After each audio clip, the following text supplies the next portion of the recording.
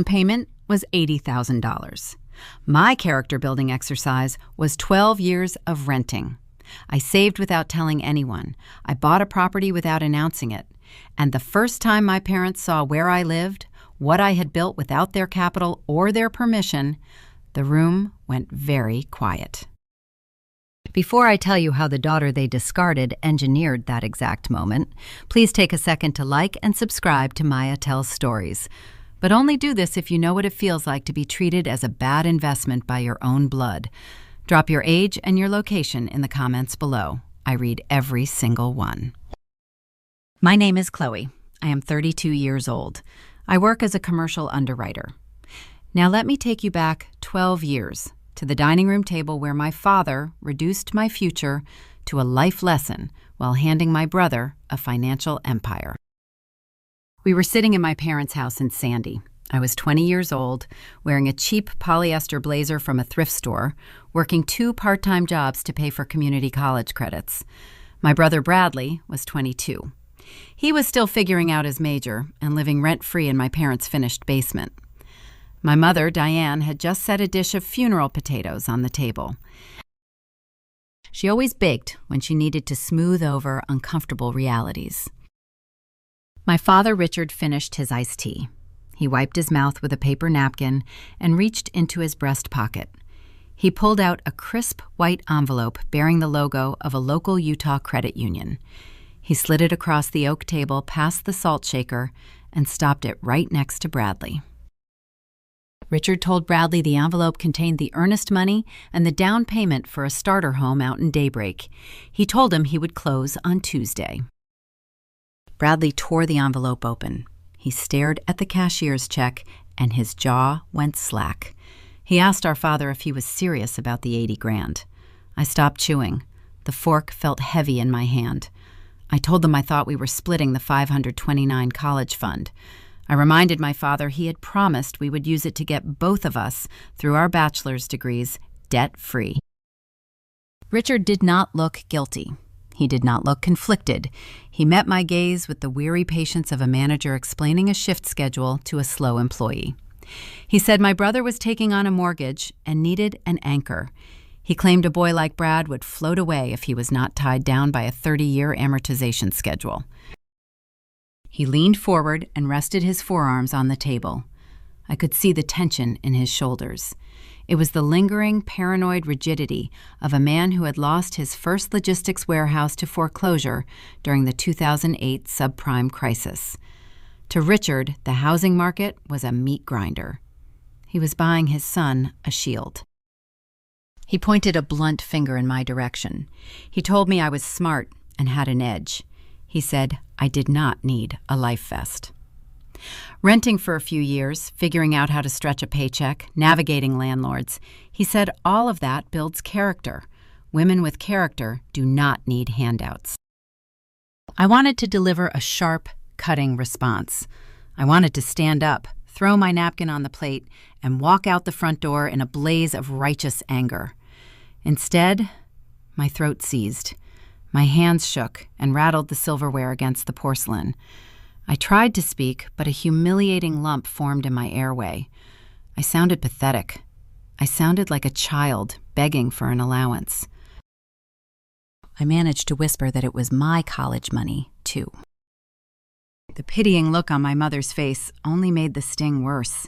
She quickly stood up and grabbed the empty casserole dish. She asked who wanted pie, desperate to pave over the financial inequity with dessert.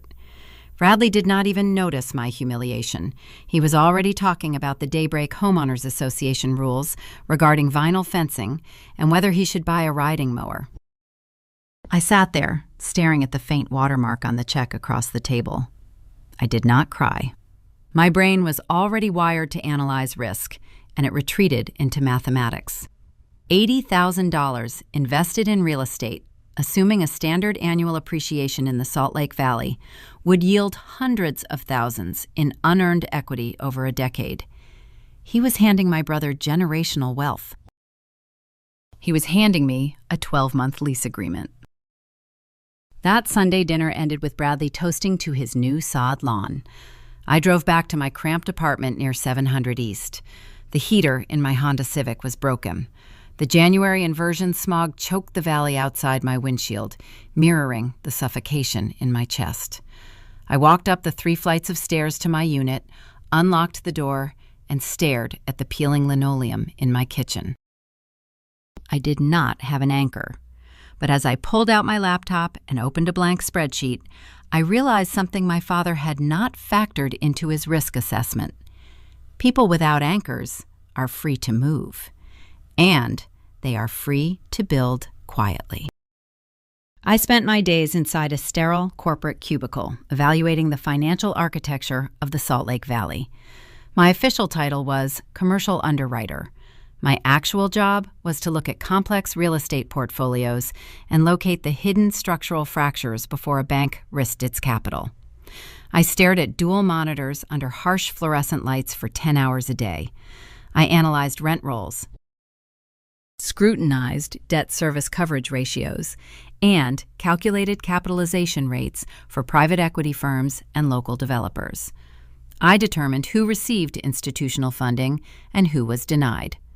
I held the keys to formidable commercial loans. Yet I drove home every evening in a Honda Civic with a broken heater to a 3rd-floor walk-up apartment near 700 East. The apartment was a grueling masterclass in deferred maintenance. The single-pane windows rattled every time the winter wind swept down from the Wasatch Mountains. The baseboard heaters smelled like burning dust and barely raised the ambient temperature above 50 degrees. I could hear the constant drone of traffic from 700 East bleeding through the thin walls. The cheap carpet held the stale scent of a dozen previous tenants who had also used this space as a temporary purgatory. I paid $1,200 a month for the privilege of freezing in my own living room. I sent that rent money to a property management company owned by a man whose commercial loan I had personally underwritten 3 months prior. I had seen his balance sheet. I knew exactly how much equity he extracted from tenants like me to fund his annual ski trips to Park City. Richard claimed that renting built character. Renting actually just built another man's investment portfolio. I mapped out the dimensions of my cramped bedroom and visualized the square footage of the commercial spaces I approved during the day. The cognitive dissonance was staggering. I refused to remain a stepping stone for someone else's wealth. I created a new spreadsheet on my personal laptop and titled it The Exit Strategy. I did not have an $80,000 check from my father to skip the brutal starting line. I had to manufacture my own leverage, dollar by agonizing dollar. The discipline required to hoard capital on a starting underwriter's salary is not glamorous. It is a cold, lonely mathematics equation. I stopped going to restaurants. I stopped buying new clothes. I ate generic oats and bulk rice. I wore the same 3 thrift store blazers to the office on a strict rotation. I became a ghost in my own social circle. When coworkers invited me to happy hour downtown, I politely declined and went home to read commercial zoning codes. My brother experienced a vastly different version of young adulthood. Bradley treated homeownership in Daybreak like a subsidized vacation. He posted constant updates on his social media feeds. He uploaded pictures of his brand new sod lawn. He bragged about the intricate sprinkler system he installed to keep the grass a vibrant artificial green despite the severe Utah drought conditions. He bought a heavy-duty riding mower on a high-interest credit card because he liked the way it looked in his 2-car garage. He posted photos of his new kitchen appliances and complained about the minor inconvenience of scheduling a delivery window. He lived in a manufactured reality where major financial hurdles were simply absorbed by our father.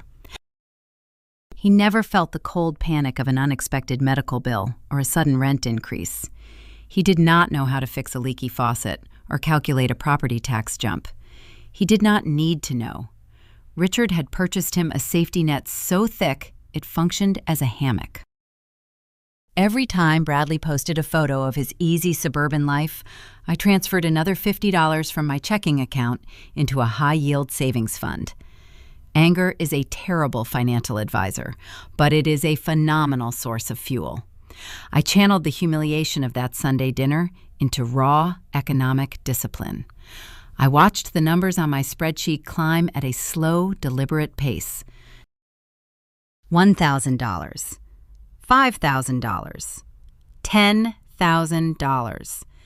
It took years of freezing winters and suffocating summer inversion layers trapped in a cheap rental. My 20s slipped away into a void of bank statements and skipped vacations. My mother Diane would call me occasionally to ask why I was always working. She suggested I take a weekend trip or buy a nice dress. She told me I was being too hard on myself. She conveniently ignored the fact that her husband had essentially mandated my austerity. Richard would sometimes drop by my apartment unannounced to bring me a bag of discount groceries. He would hand me generic brand canned goods with a look of clumsy paternal satisfaction. He genuinely believed his financial neglect was molding me into a resilient adult. He thought bringing me a bag of cheap soup was an act of profound care. He entirely missed the insult of handing me canned beans while he handed my brother real estate equity. I accepted the groceries with a tight, polite nod and immediately added the saved grocery money to my investment fund. While I starved my personal life, I fed my professional intellect. I did not just underwrite loans. I studied the fundamental anatomy of commercial debt. I scrutinized the rent rolls to find discrepancies in tenant leases. I calculated the net operating income by stripping away the bloated expense reports submitted by shady property managers. I learned how to spot a fraudulent appraisal by cross-referencing local comparable sales in the Wasatch Front Regional Database. I was not just pushing paper. I was learning the exact language of wealth accumulation. I memorized the parameters banks required to fund distressed properties. I learned how to identify undervalued, mixed-use zoning lots. I learned why retail spaces failed and how grandfather clauses in municipal codes could save a developer thousands of dollars in permitting fees. I watched amateur investors walk into my office with deep pockets of generational wealth and fundamentally misunderstand the geometry of cash flow. I watched them lose their shirts because they relied on unearned money instead of clinical acumen. I realized Richard had fundamentally miscalculated his entire parenting strategy. He thought denying me capital would keep me small and reliant on a future husband. He did not realize his rejection was forcing me to understand the very mechanics of the economic machine he feared. He had given Bradley a fish, but he had forced me to study the entire ocean. I learned how to identify a bad asset from a mile away. I learned how to structure a deal so tightly that a bank could not legally refuse the funding. I was building a mental armory while my brother was picking out vinyl fencing. By my 28th birthday, my secret account crossed a critical threshold. I had hoarded enough liquid cash to secure a commercial down payment if I utilized a highly specific leverage strategy. I was finally ready to transition from the tenant class to the ownership class.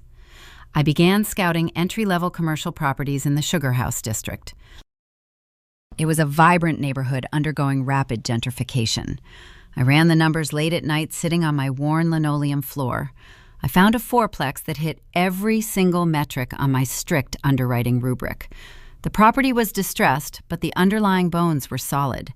The current owner was desperate to liquidate due to an impending divorce. I drafted a flawless, conventional commercial loan offer.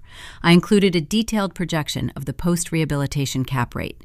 I structured the debt service coverage ratio to perfectly align with local lending standards. I was confident. I was prepared. I had done the grueling character-building work my father prescribed. I had sacrificed my entire youth to accumulate the exact amount of leverage required to buy my freedom. I submitted my offer on a Tuesday morning, feeling the profound weight of my long journey finally translating into tangible ownership. But the real estate market does not care about your character. It does not care about your thrift store blazers or the years you spent eating bulk rice to save a down payment. I was about to step into an arena dominated by predatory capital. I was about to learn that playing by the rules and running perfect math is entirely useless when you are competing against the brute force of federal tax shelters. By Tuesday afternoon, the broker called me with news that would shatter my meticulous plan and push me to the absolute edge of my sanity. I sat by my phone on that Tuesday afternoon, waiting for the commercial real estate broker to confirm my winning bid on the Sugar House fourplex. My math was bulletproof. My conventional loan was pre-approved. But to truly understand the anxiety humming under my skin as I stared at the blank screen, you have to understand the man who taught me to fear the market. You have to understand Richard. My father was not a cartoon villain who woke up every morning plotting my financial ruin. He was a man profoundly traumatized by the 2008 subprime mortgage collapse. His entire worldview had been shattered and rebuilt by a singular economic disaster. To comprehend his twisted logic regarding my brother and me, you have to look back at the winter of 2008. I was 14 years old. The Salt Lake Valley was trapped in a brutal winter inversion. A thick, suffocating smog settled over the city, trapping the freezing air and the exhaust fumes against the Wasatch Mountains. The sky was a permanent, bruised gray. The air tasted like metallic ash. That weather perfectly mirrored the slow suffocation of my father's first logistics business.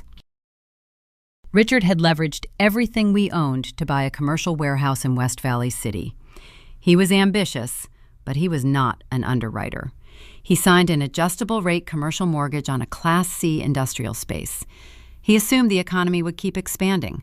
He assumed his freight contracts would cover the monthly nut. Then the recession hit. The national supply chain ground to a halt. His freight orders dried up in a matter of weeks. Exactly when his revenue flatlined, the balloon payment on his adjustable-rate mortgage triggered. His monthly debt service doubled overnight. He could not refinance because the property value had plummeted. The equity vanished. I remember sitting in the passenger seat of his pickup truck on a freezing Tuesday morning. We parked across the street from his warehouse. We sat in silence with the engine idling.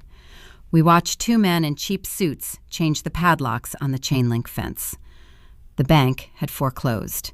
They took the building, the trucks, and the remaining inventory. Richard gripped the steering wheel so hard his knuckles turned stark white.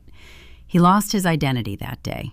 He spent the next 5 years clawing his way back to the middle class, driving routes for other companies, terrified of debt, terrified of the banking system. Real estate was no longer an asset to him. It was a predator waiting in the tall grass. This trauma forged his philosophy on parenting. He looked at my brother Bradley and saw a kid who could not swim. Bradley was amiable, but financially illiterate. He panicked when a car tire went flat. He overdrew his checking account buying video games. Richard gave Bradley the $80,000 because he genuinely believed Bradley would end up homeless without a paid-off roof over his head. The down payment was not a reward for my brother's competence. It was a preemptive bailout for his inherent weakness. Richard viewed a 30-year fixed residential mortgage as the only safe harbor for a fragile son. Richard looked at me and saw something entirely different. He saw my cold, analytical stare. He saw a survivor. In his damaged calculus, anchoring me to a mortgage was putting me in danger. Renting meant I could pack up and flee if the economy collapsed again. He thought he was giving me the gift of mobility. He called it building character. It was actually just him projecting his own financial post-traumatic stress disorder onto his daughter. He thought keeping me unanchored kept me safe from the men in cheap suits changing the padlocks. 2 weeks before I submitted my Sugar House bid, Richard showed up at my drafty apartment near 700 East. He knocked on the door holding 2 plastic grocery bags. The winter inversion was currently choking the valley outside, a grim reminder of that year he lost everything. My baseboard heaters were failing to fight off the chill. He walked into my freezing kitchen wearing his heavy canvas work jacket and set the bags on the peeling linoleum counter. He started unpacking the contents. He pulled out store-brand pasta, marked down cans of soup, and a cheap loaf of bread. He looked around my cramped living space. He could see my breath in the cold air of the kitchen. He did not see the drafty windows as a failure of his parenting. He saw a tactical advantage. He told me I was smart for keeping my overhead low. He said the market was getting frothy again, and people with heavy mortgages were going to bleed when the correction came. He patted the counter, oblivious to the water damage near the sink. He told me staying lean and mean was the only way to survive. He handed me a jar of generic peanut butter. I looked at his face. He looked tired. The gray hair at his temples caught the dim fluorescent kitchen light. The wrinkles around his eyes were carved deep by years of manual labor and constant anxiety. I stood there, holding the cold jar of peanut butter. My emotions were a messy, tangled knot in my chest. I wanted to scream at him. I wanted to pull out my laptop, open my hidden spreadsheets, and prove I was not just surviving. I wanted to show him I was preparing to conquer the very market that broke him. I wanted to demand why my brother deserved a safety net while I deserved generic soup. But looking at his calloused hands, I felt a sudden, confusing wave of pity. He was a terrified man trying to protect his children the only way his broken worldview allowed. He thought these cheap groceries were an act of profound paternal love. He was trying to feed me. He completely missed the agonizing insult of handing me canned soup while he funded my brother's suburban paradise. He could not see the inequity because his fear blinded him to anything except basic survival. I did not yell. I did not throw the jar against the wall. I offered a tight, polite nod and thanked him for the food. He patted my shoulder, told me to keep my head down, and walked back out into the smog. I did not throw the groceries away. I ate them. I ate the cheap pasta and the marked-down soup. Every dollar I saved on food went directly into my commercial down payment fund. Every bowl of that discount soup funded another brick in the empire I was quietly building. I understood his fear. I even forgave the trauma that caused it, but I refused to inherit his cowardice. I was not going to spend my life hiding in a rented apartment waiting for the sky to fall. That brings me back to the Tuesday afternoon by the phone. The screen finally lit up. The caller identification displayed the name of my commercial real estate broker. I picked up the device. I took a slow, deep breath to steady my heart rate. I had spent 6 years hoarding capital, denying myself a life, and eating the canned food my father brought me to earn this exact moment. I expected the broker to tell me the seller had accepted my conventional loan offer. I expected to finally hold a deed. Instead, the voice on the other end of the line was tight and apologetic. The rules of the real estate game had shifted while I was saving my pennies. The perfect math I had relied on was about to be obliterated by a force Richard never warned me about. The Sugar House property was gone, and the reason it was gone would push me to the absolute edge of my professional sanity. I held the phone against my ear. The quiet on the line felt heavy. My commercial real estate broker took a breath before he spoke. His name was Mark. He had navigated the Salt Lake Valley property market for 2 decades, and his voice carried the grim, flat tone of a doctor delivering a terminal diagnosis. He told me the seller went with another offer. I sat at my wobbly kitchen table and stared at my open laptop. The spreadsheet displaying the Sugar House fourplex glowed on the screen. My columns were color-coded. My formulas were perfect. I asked Mark how we lost. I reminded him we offered $20,000 over the asking price. My debt service coverage ratio was a flawless 1.35. I had 20% sitting in a verified escrow account. I had a pre-approval letter from a regional commercial lender.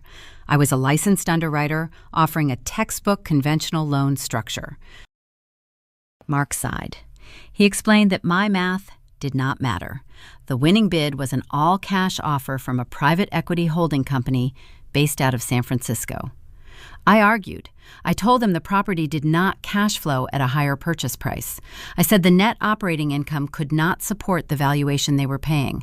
No rational investor would deploy capital for a negative return. Mark stopped me. He told me I was thinking like a local underwriter instead of a coastal fund manager. He explained the holding company was utilizing a federal tax shelter. Under the Tax Cuts and Jobs Act of 2017, specific neighborhoods in the valley had been designated as opportunity zones. These funds were not looking for monthly cash flow.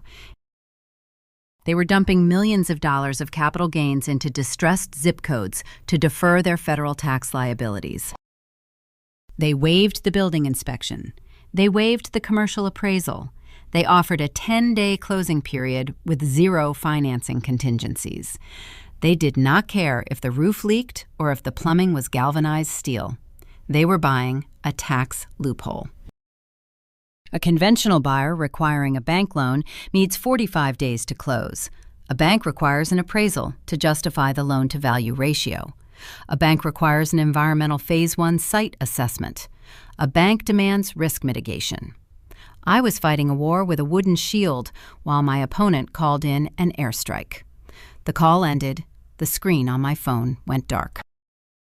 I sat in my freezing apartment, and the clinical detachment I had cultivated for 6 years simply evaporated. The dam broke. I did not handle this defeat with stoic resilience. I did not close my laptop, take a deep breath, and calmly strategize my next move. I shattered. 6 years of my life had been funneled into that down payment. 72 months of eating generic oats. 2,190 days of wearing the same thrift store blazers, skipping social events, and freezing in a drafty rental while my brother complained about the price of premium fertilizer for his Daybreak sod lawn. I grabbed my keys and walked out of my apartment. I drove my Honda Civic down 700 East. The January inversion hung low over the streetlights, casting a sickly orange glow across the dirty snow piled on the sidewalks. I pulled into the parking lot of the local Harmon's grocery store. I walked straight to the liquor aisle. I bypassed the mid-tier bottles and grabbed a cheap, oversized jug of Cabernet Sauvignon. I paid at the self-checkout counter, avoiding eye contact with the cashier. I drove home, unlocked my door, and sat directly on the peeling kitchen linoleum. I did not bother grabbing a wine glass. I poured the dark red liquid into a chipped ceramic coffee mug. I drank it fast. The cheap alcohol burned my throat and settled hot in my empty stomach. I opened my laptop and stared at the Sugar House numbers again. The beautiful tree-lined streets, the walkable proximity to trendy coffee shops and the university. It was the perfect entry-level asset. And it was gone. Snatched by an entity that did not even know the name of the street it sat on. I drank another mug. The alcohol stripped away my professional underwriter persona. The cold, calculating woman who analyzed risk for a living vanished. I was just a 28-year-old girl sitting on a dirty floor, realizing that playing by the rules was a rigged game. My father had abandoned me to the free market, and the free market had just crushed me. Without a second thought. I picked up my phone. My vision was swimming. I scrolled through my contacts and hit the call button for Mark. The time read 11:30 at night. The call went straight to voicemail. The automated beep sounded loud in my quiet kitchen. I started talking. I did not leave a professional message asking to review secondary properties. I left a weeping, furious, embarrassing monologue. I told the voicemail it was not fair. I slurred my words, complaining that my underwriting was perfect. I started talking about my father. I told Mark about the $80,000 check Richard gave my brother. I cried into the receiver, sitting on the cold floor, asking why out-of-state money was allowed to ruin my life when I had done everything right. I told him I ate canned soup for 6 years. I rambled for 3 full minutes before the system automatically cut me off. I dropped the phone. The screen cracked against the linoleum. I lay back against the baseboard heater, closed my eyes, and let the cheap wine pull me into a dark, dreamless sleep. I woke up the next morning with a blinding headache. The winter sunlight glared through the single-pane window. My neck was stiff from sleeping on the floor. The empty coffee mug sat near my foot. I picked up my cracked phone.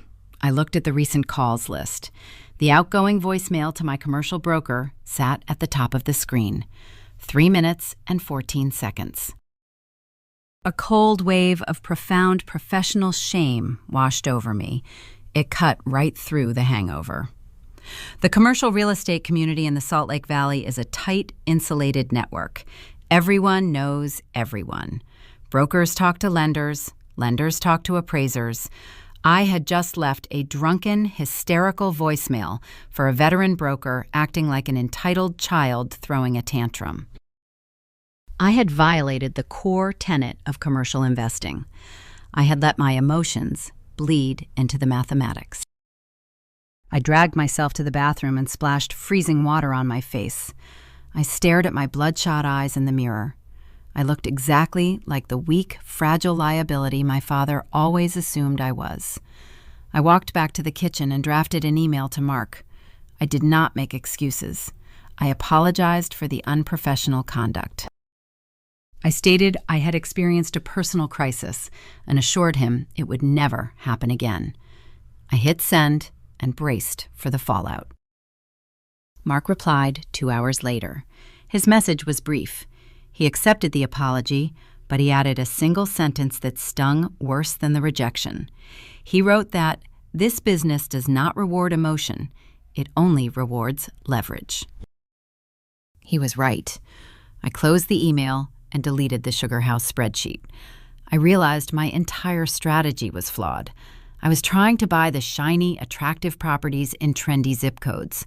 I was competing for the same brick fourplexes that institutional wealth wanted.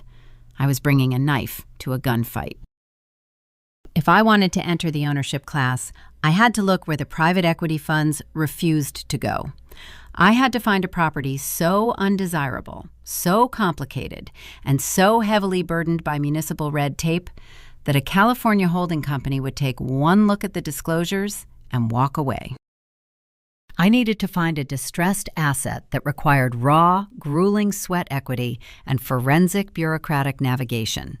I needed to find dirt that scared other investors. I pulled up the regional commercial listing database. I filtered out Sugar House.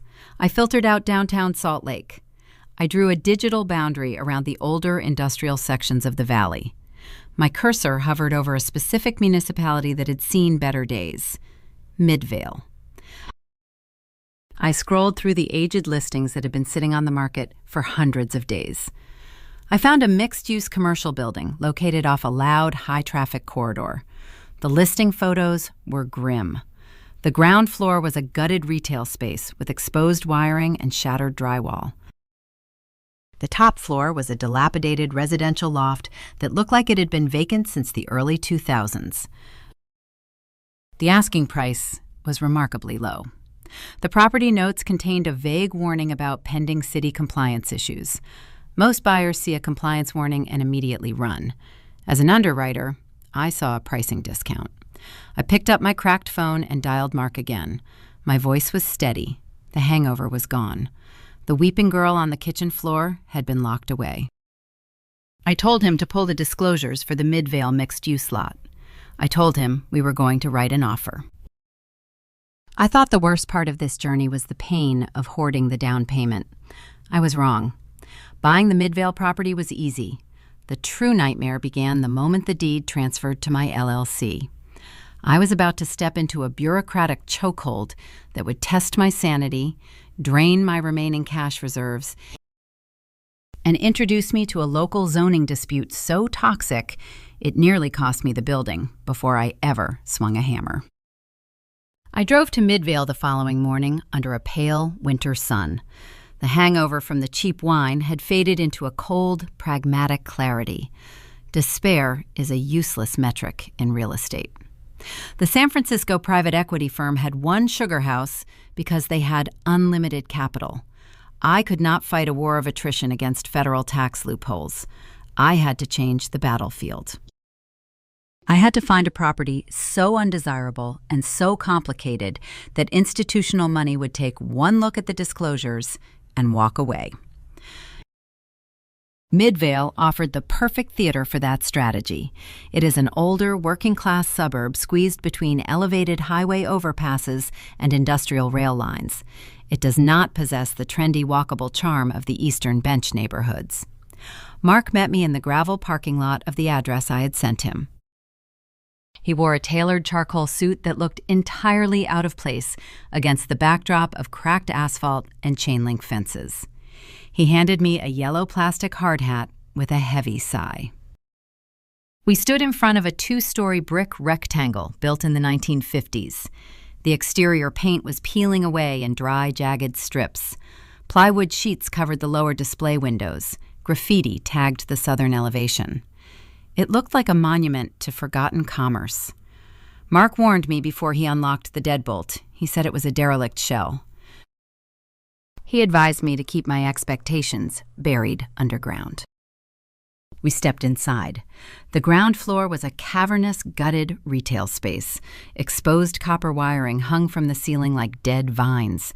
The concrete floor was stained with decades of industrial grease and water damage.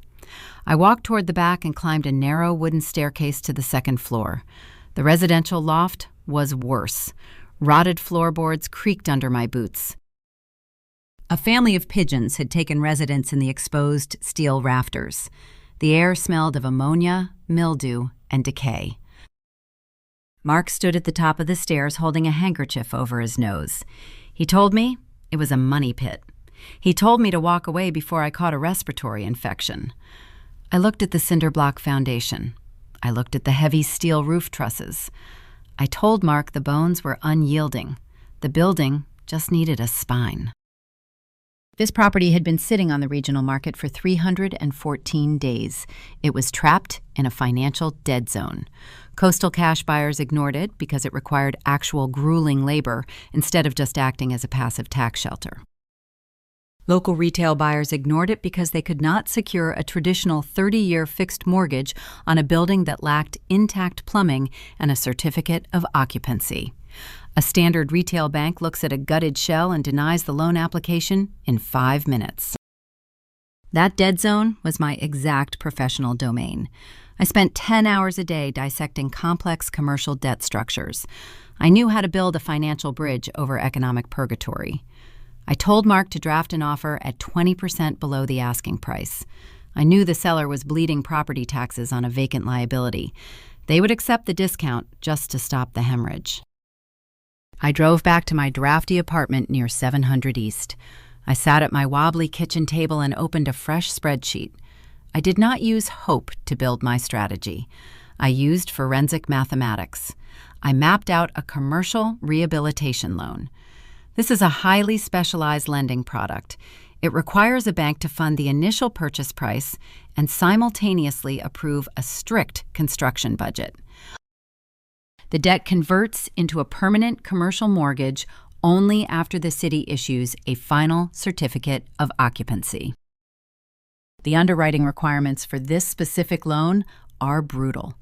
A borrower must present a rock-solid business plan. They must provide a verified contractor budget down to the price of drywall screws. Most importantly, they must possess a pristine personal balance sheet. I had all three. I had spent my entire 20s transforming myself into a pristine balance sheet. I had skipped vacations. I had eaten generic oats.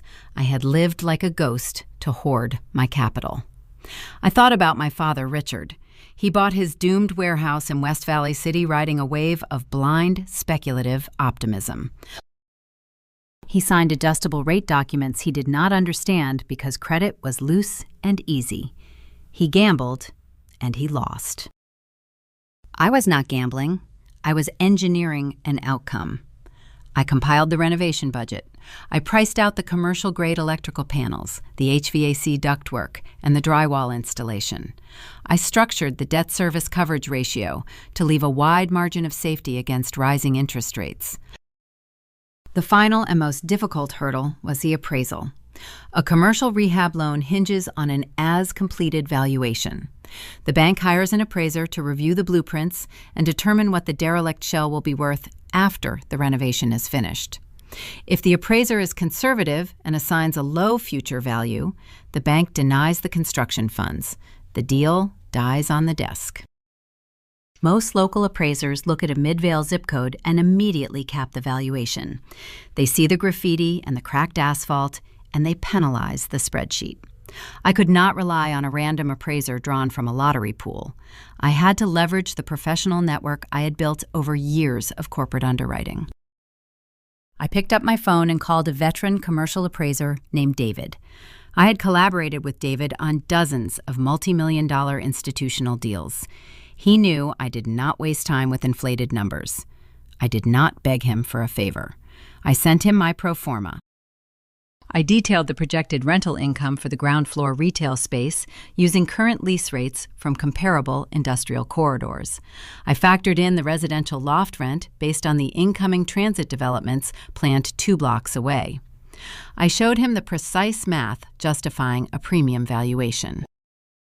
David reviewed my spreadsheet. He respected the clinical logic. He inspected the Midvale property and issued a comprehensive appraisal that matched my exact target number. The math locked into place. The regional bank reviewed my underwriting package. They saw the heavy cash reserves sitting in my escrow account. They approved the commercial rehab loan without a single revision. Closing day arrived on a cold, gray Thursday. I sat in a sterile title office in downtown Salt Lake City. A notary placed a heavy stack of legal documents on the mahogany conference table. I held a cheap blue pen. I signed my name 42 times. I authorized the final wire transfer. I logged into my banking app on my phone. I watched my high-yield savings account drain to zero. Every skip dinner, every thrift store blazer, every freezing night in my drafty rental vanished into a digital escrow ledger. The money was gone. The title officer handed me a single, heavy brass key. I walked out of the office and drove my Honda Civic to Midvale. I parked on the gravel lot. I unlocked the plywood door and pushed it open. The hinges screamed in protest. I stepped into the cavernous, gutted retail space. The air was thick with ancient dust and the smell of raw concrete. I stood in the center of the room. I owned the dirt beneath my boots. I owned the brick walls. I owned the airspace above the steel roof trusses. My father had told me renting built character. He was wrong. Ownership built power. I had carved an asset out of the very market that broke him. The celebration lasted exactly 24 minutes. I heard the low rumble of a heavy diesel engine idling outside. I walked toward the front of the building and looked through a crack in the plywood window covering. A white pickup truck bearing the official seal of the Midvale City Planning Department parked directly against my curb. A man wearing a high-visibility vest and carrying a thick metal clipboard stepped out of the cab. He walked toward my front door. I had successfully defeated the real estate market. I had conquered the commercial banking sector. But as the city inspector knocked heavily on my door, I realized the bank was a logical opponent, governed by mathematics. The municipal bureaucracy was a different beast entirely. The true nightmare was just pulling into my parking lot. I opened the heavy plywood door. The cold winter air rushed into the cavernous retail space. The city inspector stood on the cracked asphalt, holding a metal clipboard. He did not introduce himself or offer a congratulatory handshake for my new purchase. He looked at the peeling paint on the brick exterior and then down at the paperwork in his hand. He was the physical embodiment of municipal friction. He asked if I was the registered owner of the LLC listed on the deed. I nodded. I told him we had just closed funding that morning. I explained my general contractor was scheduled to begin tearing out the rotted floorboards by Monday.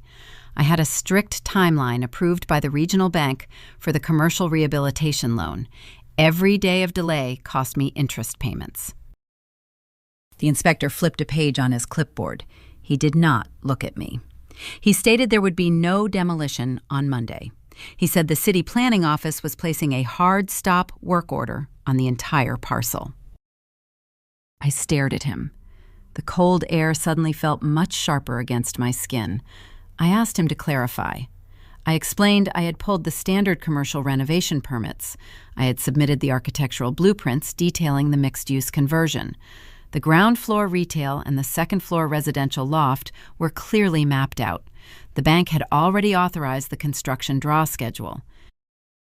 The inspector tapped his pen against the clipboard.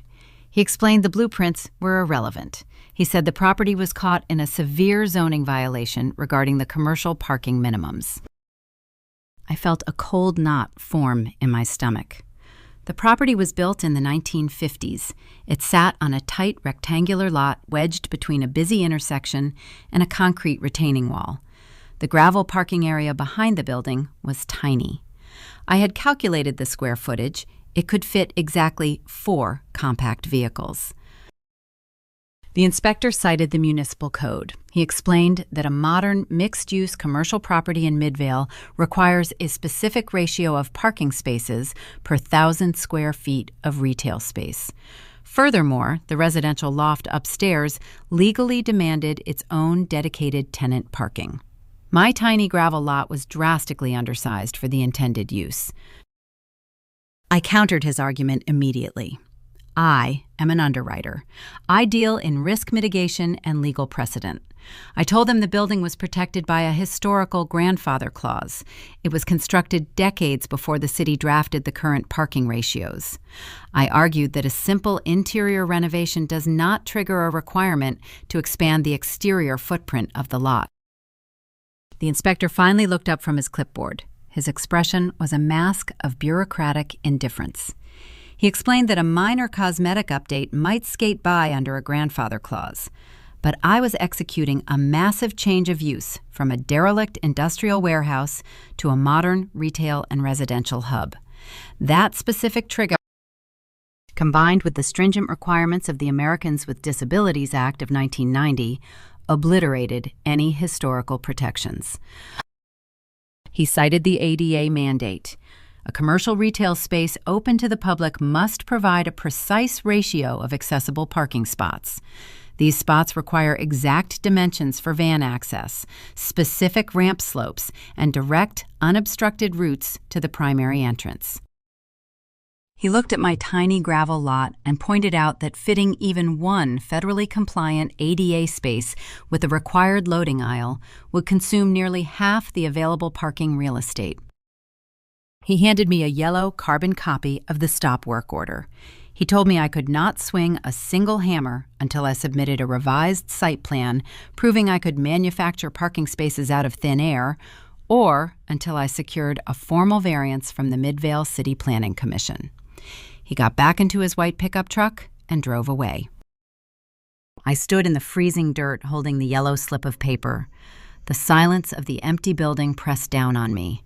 This was not a minor administrative hurdle. This was a catastrophic structural failure of my entire business plan. The bank had approved the commercial rehab loan based on a strict 12-month construction timeline. They release funds in phases as the work is completed. But the clock on the interest payments starts ticking the moment the ink dries on the closing documents. I was now legally required to pay the massive monthly mortgage on a derelict shell I was forbidden to touch. I was also still paying $1,200 a month for my drafty apartment near 700 East. I had drained my entire high-yield savings account to secure the down payment. I was essentially running 2 massive overheads on a single commercial underwriter's salary. I drove home that night and opened my laptop. I did not sleep. I spent the weekend reading through dense PDFs of the Utah Parking Modernization Guidebook and the Midvale zoning ordinances. I searched for loopholes. I looked for case studies where the city granted variances for historic structures. The data was grim. The city was aggressively pushing to revitalize the corridor, but they were terrified of creating traffic bottlenecks by approving underparked commercial spaces. Monday arrived. The demolition crew did not show up. My building sat silent and decaying while the meter ran on my debt. The delay dragged on for weeks. Weeks turned into months. I filed an application for a parking variance. I paid the exorbitant municipal filing fees. I hired a specialized civil engineer to draft a highly technical site plan, attempting to squeeze the required ADA van-accessible spot into the awkward geometry of my lot. Every revised draft cost me thousands of dollars I did not have. The Utah winter inversion settled over the valley, trapping the toxic smog against the mountains. The suffocating gray sky mirrored the slow, agonizing drain of my capital. February became March. March bled into April. I was bleeding cash. The financial discipline I had maintained for my entire 20s was unraveling under the sheer weight of bureaucratic friction. I stopped buying groceries entirely. I ate the stale, generic oats I had stockpiled in my pantry. I kept the heat in my apartment turned off, wrapping myself in blankets to read zoning codes by the light of my laptop screen. My brother Bradley was completely oblivious to my struggle. He was busy dealing with the profound tragedy of a broken sprinkler head in his Daybreak yard. He posted a long complaint on social media about the stress of homeownership because a patch of his sod lawn was turning yellow. He tagged our father in the post, asking for a recommendation for a landscaping company. He lived in a padded room while I was fighting a war of attrition against City Hall. By the end of May, my checking account was dangerously close to zero. The anxiety was a physical weight on my chest. It made it difficult to breathe. I was surviving on 3 hours of sleep a night. I worked my demanding corporate underwriting job during the day, projecting calm professional competence to my clients, and spent my nights drafting desperate appeals to the Planning Commission. The breaking point arrived on a Tuesday afternoon in early June. I left my corporate office during my lunch break and drove to the Midvale Municipal Building. I needed to check the status of my third variance appeal. I had been waiting 6 weeks for a simple yes or no answer from the review board. I walked up to the zoning desk. The fluorescent lights overhead buzzed with a low, irritating frequency. A municipal clerk sat behind the thick plexiglass window. She looked bored. She slowly typed on her keyboard and asked for my parcel number. I gave her the number. I kept my voice steady, trying to mask the raw panic vibrating in my hands. I told her I just needed an update. My construction loan was entering a critical phase, and the bank was threatening to audit the account due to the lack of progress. The clerk clicked her mouse. She sighed and adjusted her glasses. She told me the review board had kicked the appeal back down to the engineering department. She said they needed another traffic impact study regarding the intersection adjacent to my lot. She casually mentioned it would likely take another 45 days to process the new study. 45 days. I did not have 45 days of mortgage payments left in my bank account. Another month and a half of delays meant the bank would formally declare a default. I would lose the building. I would lose the capital I had starved myself to save. I would prove my father right. I would be crushed by the market just like he was. The carefully constructed professional armor I had worn for 8 brutal months shattered. I did not take a deep breath. I did not assess the risk. I experienced my second profound failure of character. I slammed my hands down on the linoleum counter. The sound echoed sharply through the quiet municipal lobby. I leaned close to the plexiglass window. My vision tunneled. I raised my voice. I did not yell, but the cold, vicious edge in my tone was worse than a scream. I told the clerk her department was functionally incompetent. I accused her of deliberately bankrupting local developers over an inch of gravel. I asked her if she enjoyed sitting behind a desk, destroying people's lives, while collecting a pension funded by my property taxes. I poured every ounce of my terror, my exhaustion, and my rage toward my father directly onto a woman making $15 an hour. The clerk froze. Her eyes went wide. The lobby went dead silent. A security guard standing near the entrance slowly started walking toward the zoning desk. The silence snapped me out of my blind panic. The adrenaline drained from my system, leaving a sickening wave of absolute shame. I was looking at a terrified administrative worker who had zero control over the planning commission. She was just reading a screen. I had just behaved exactly like the entitled, chaotic investors I despised in my underwriting office. I stepped back from the counter. My hands were shaking violently. I did not wait for the security guard to reach me. I turned around and walked out of the municipal building. I pushed through the heavy glass doors into the blinding June sunlight. I sat in my sweltering Honda Civic in the parking lot. I gripped the steering wheel and finally let the tears fall. I cried from the sheer, crushing exhaustion of fighting a battle entirely alone. The zoning nightmare had exposed the deepest flaw in my strategy. I had isolated myself so thoroughly to build my capital that I had no support system left when the walls closed in. I was alone, out of money, and watching my empire dissolve before it even broke ground. And right when I thought the isolation could not get any worse, a family barbecue would force me to watch my father bail out my brother for a problem that cost more than my entire remaining net worth. 2 days after my humiliating breakdown in the Midvale municipal lobby, my mother called. She mandated my attendance at a Saturday afternoon family barbecue. I wanted to decline. I needed every available hour to draft my formal apology to the city clerk and prepare my 4th parking variance appeal. My bank account balance was a grim mathematics equation I could no longer solve. I had exactly 3 weeks of financial runway left before the regional bank audited my commercial rehabilitation loan and discovered the severe zoning delay. If I skipped the family gathering, my father would assume my renting lifestyle was making me unreliable. He would start asking questions. I could not afford his scrutiny. I drove my Honda Civic to the master-planned community of Daybreak. The contrast between my secret commercial property and my brother's suburban reality was jarring. Midvale was a gritty corridor of cracked asphalt, faded brick, and forgotten industry. Daybreak was a pristine manufactured oasis. The houses featured uniform pastel siding and manicured parkways. The neighborhood sat around a man-made lake designed to project an illusion of total security. I parked my faded car on the street behind my father's pristine, heavy-duty pickup truck. I walked up the concrete driveway and entered the backyard through the side gate. The summer heat was already radiating off the pavement. Richard stood at a stainless steel gas grill turning hot dogs with a pair of metal tongs.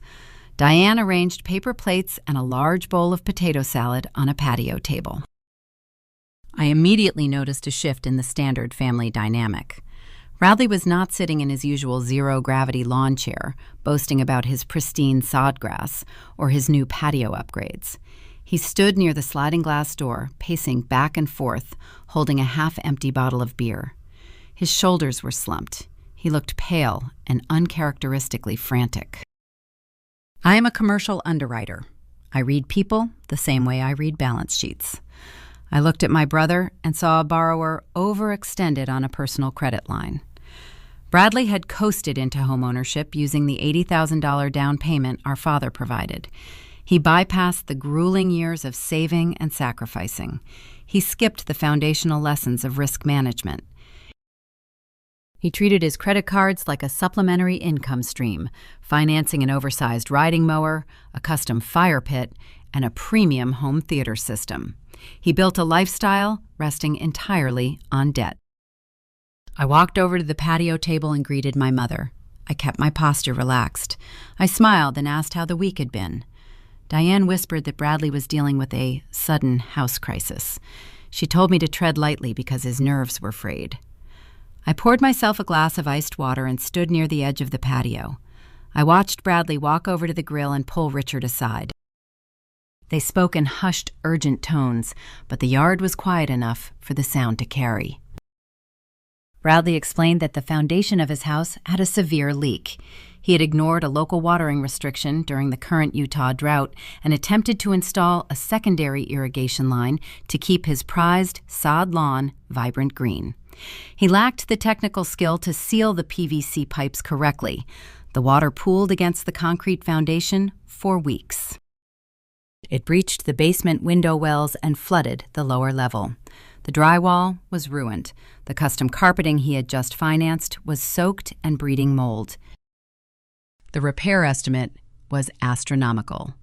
Bradley told Richard the mitigation company demanded a steep deposit just to bring in the commercial dehumidifiers. He admitted his credit cards were maxed out. He had zero liquid savings. He was 34 years old, standing in his own backyard, panicking because a single unexpected repair threatened to collapse his entire financial ecosystem. I waited for Richard to deliver his signature lecture. I waited for my father to tell Bradley that navigating a flooded basement builds character. I expected him to mention how the free market punishes careless decisions. I expected him to hand Bradley a generic brand mop and a bucket to teach him a lesson in resilience. Richard did none of those things. My father turned off the burners on the grill. He wiped his hands on a kitchen towel. He did not look disappointed. He looked highly motivated to protect his investment. Richard viewed Bradley as a fragile entity who needed an anchor. He believed that if this house went into foreclosure, his son would drown in the harsh economic currents. The lingering trauma of his own 2008 commercial bankruptcy dictated his every move. He could not tolerate the idea of a bank seizing a property bearing his family name. Richard walked inside the house. He returned 2 minutes later, holding a slim leather checkbook. He rested it on the granite counter of the outdoor kitchen.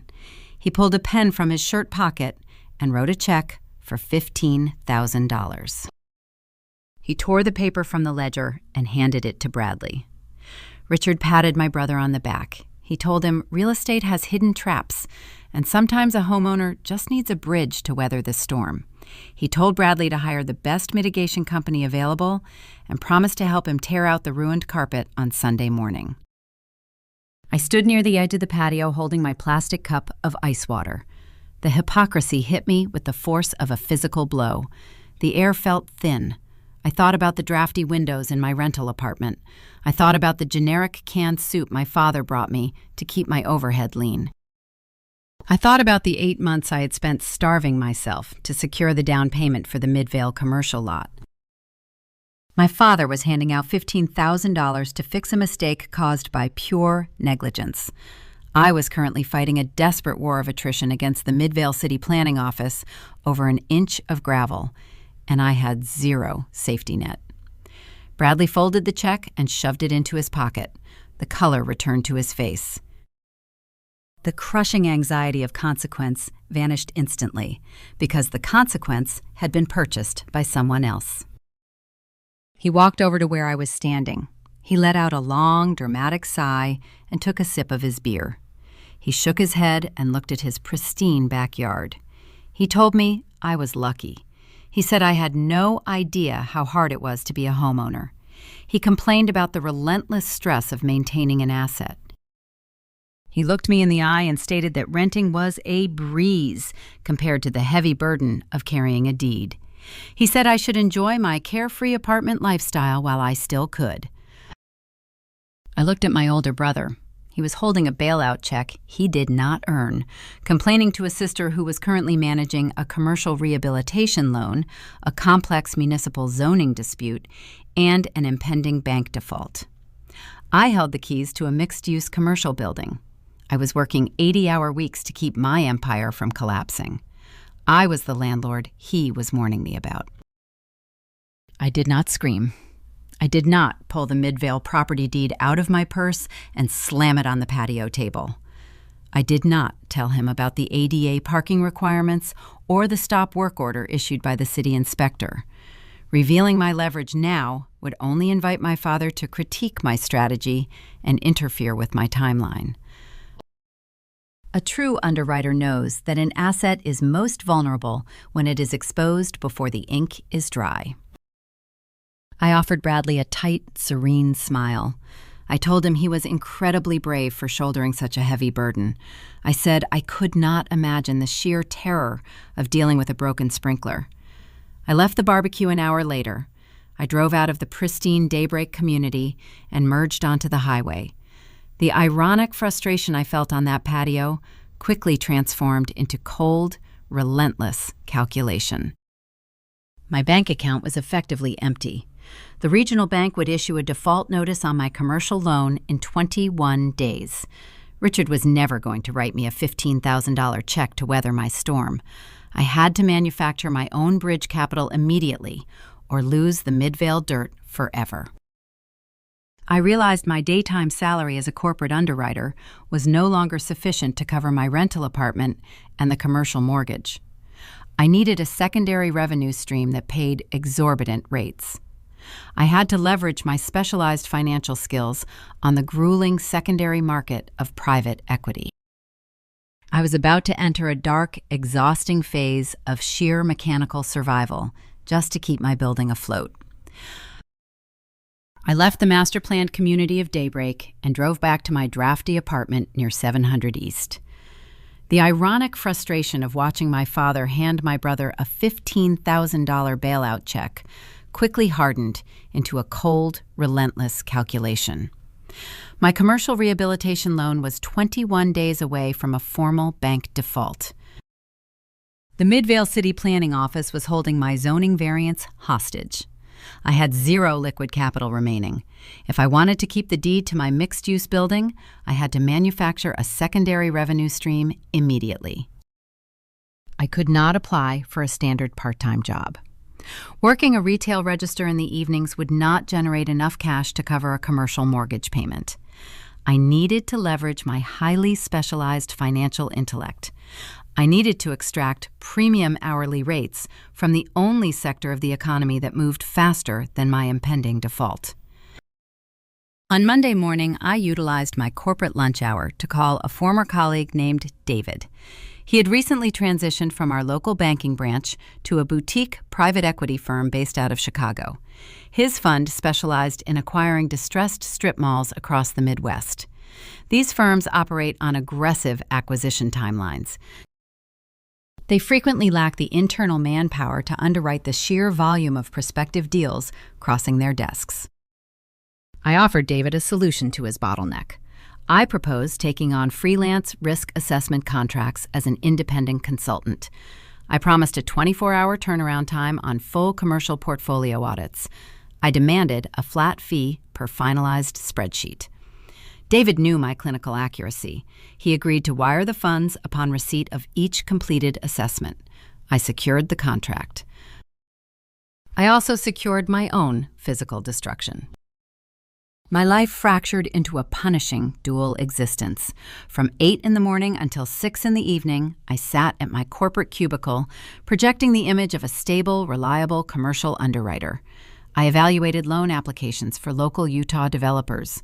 I smiled at my coworkers in the break room. I maintained the pristine professional facade required to keep my primary salary secure. At 6:30, I drove home to my freezing apartment. I ate a bowl of generic oats standing over the kitchen sink. I slept for exactly 3 hours on my cheap mattress. My alarm blared at 10:45 at night. I dragged myself out of bed and walked to the wobbly laminate table in my living room. I opened my personal laptop and logged into the secure portal for the Chicago private equity firm. From 11 at night until 3 in the morning, I operated as a financial mercenary. The work was grueling. I scrutinized rent rolls from dilapidated shopping centers in Ohio and Indiana. I verified tenant lease expirations. I calculated the precise cost of deferred maintenance on industrial HVAC units. I stripped away the bloated income projections provided by desperate sellers and rebuilt the net operating income from the ground up. I found the hidden liabilities that could bankrupt a hasty investor. I typed numbers into the glowing screen until my vision blurred and my fingers ached. At 3 in the morning, I submitted the finalized reports. I crawled back into bed and slept for 3 more hours before my corporate alarm forced me to repeat the cycle. This mechanical survival routine consumed my entire autumn. By 3 more hours before my corporate alarm forced me to repeat the cycle. This mechanical survival routine consumed my entire autumn. By November, the infamous Utah winter inversion settled over the Salt Lake Valley. The geography of the region creates a natural bowl. As the temperatures drop, the cold air becomes trapped beneath a lid of warmer atmospheric pressure. The exhaust fumes from the highways and the industrial output from the refineries have nowhere to escape. A thick, toxic smog blankets the city for weeks. The sky turned the color of a bruised dime. The air tasted like metallic ash and burned the back of my throat every time I walked to my car. The environmental claustrophobia perfectly mirrored the financial trap squeezing my lungs. The Midvale property sat empty in the freezing smog, accumulating interest debt, while I waited for the municipal clerks to stamp a single piece of paper. My physical health began to rapidly deteriorate. The chronic sleep deprivation carved deep, dark circles under my eyes. I lost 10 pounds I could not afford to lose. My hands developed a fine, persistent tremor from the sheer volume of cheap black coffee I consumed just to stay upright during my daytime corporate meetings. I was burning the engine without any oil. The relentless schedule left zero room for social obligations. I stopped attending Sunday dinners at my parents' house. I declined the invitation to the annual Thanksgiving gathering, claiming a heavy workload at the office. I could not sit across a table from Bradley and listen to him complain about the color of his new basement carpet, while I was trading my biological health for commercial mortgage payments. My absence did not go unnoticed. Richard called me on a Sunday evening in early December. I was sitting at my kitchen table staring at a dense environmental site assessment for a property in Cleveland. My eyes burned. I answered the phone and placed it on speaker. My father did not ask if I was healthy. He did not inquire if I was managing the holiday season well. He immediately launched into a patronizing lecture regarding my lack of family commitment. He told me my renting lifestyle was making me transient. He said people who refuse to anchor themselves to a real piece of property naturally drift away from their responsibilities. He claimed I was becoming flaky and unrooted. He contrasted my behavior with Bradley. He praised my brother for hosting Thanksgiving in his Daybreak home. He spoke about Bradley as a pillar of stability, entirely ignoring the fact that the stability was purchased by a $15,000 parental bailout just months prior. Richard told me I needed to stop drifting. He advised me to find a husband, settle down, and stop pretending my corporate job was a substitute for a real life. I gripped the edge of my laminate table. My chest tightened. I wanted to scream the truth through the phone speaker. I wanted to tell him I owned commercial dirt. I wanted to inform him I was currently underwriting multi-million-dollar acquisitions for institutional funds while he drove a logistics route. I wanted to drag him to Midvale, point to the brick facade, and force him to acknowledge the empire I was building entirely without his capital. But ego is an expensive liability. If I revealed my asset, he would inevitably discover the zoning freeze. He would see the financial peril. He would view the municipal delay not as a bureaucratic hurdle, but as proof that I was a foolish investor. He would use my struggle to validate his 2008 trauma. I bit my tongue. I swallowed the bitter, metallic taste of the inversion air filtering through my drafty windows. I kept my voice flat and neutral. I apologized for missing the dinners. I promised to try harder in the new year. I ended the call and went back to dissecting the Cleveland rent rolls. 2 days later, the first wire transfer from the Chicago firm hit my checking account. It was a substantial sum. I did not spend a single dollar on groceries or a new winter coat. I transferred the exact amount required for the commercial mortgage directly to the regional lender. I met the deadline with exactly 14 hours to spare. The default was averted. I sat back in my chair and exhaled a long, shaky breath. I had survived the month. I had kept the deed secure. But the relief lasted for less than a minute. I looked at the calendar on my laptop. The next payment was due in exactly 29 days. The city planning office was still stonewalling my parking variance. The grueling treadmill of night shift underwriting was not a temporary sprint. It was my permanent reality until the Midvale permits cleared. I was running out of stamina. The human body is not designed to function on 6 fractured hours of sleep while managing severe chronic stress. The tremor in my hands grew worse. My focus at my daytime corporate job began to slip. I started missing minor details on local loan applications. The breaking point arrived the week before Christmas. I was walking out of the corporate office building into a bitter snowstorm. The cold wind cut straight through my thin thrift store blazer. I reached my Honda Civic and turned the key in the ignition. The engine groaned, sputtered, and died. The alternator had finally surrendered to the freezing temperatures. I sat in the dark, freezing car. I had 0 cash left in my checking account to pay for a tow truck, let alone a mechanic. I rested my forehead against the freezing steering wheel. I was out of maneuvers. My phone buzzed in my pocket. It was a text message from Richard. He was parked across the street from my office building. He had driven into the city to pick up a freight manifest and saw me struggling with the ignition. He told me to leave the car and get into his truck. I gathered my bag and walked through the snow to his warm, heavy-duty vehicle. I climbed into the passenger seat, shivering uncontrollably. Richard looked at my pale face, the dark circles under my eyes, and the frayed edges of my coat. He put the truck in drive. He told me we were going to a diner. He said it was time we had a serious conversation about my finances. I leaned my head against the cold glass of the passenger window. I was too exhausted to argue. I was about to walk into a trap carefully disguised as a rescue. My father was preparing to offer me a lifeline, but the strings attached to his money were designed to strangle my independence forever. Richard drove a heavy-duty pickup truck. The heater blasted warm, dry air through the cabin. I sat in the passenger seat, shivering as the residual cold from my dead Honda Civic slowly left my bones. We did not speak during the short drive down State Street. The thick winter snow pelted the windshield, melting instantly against the heated glass.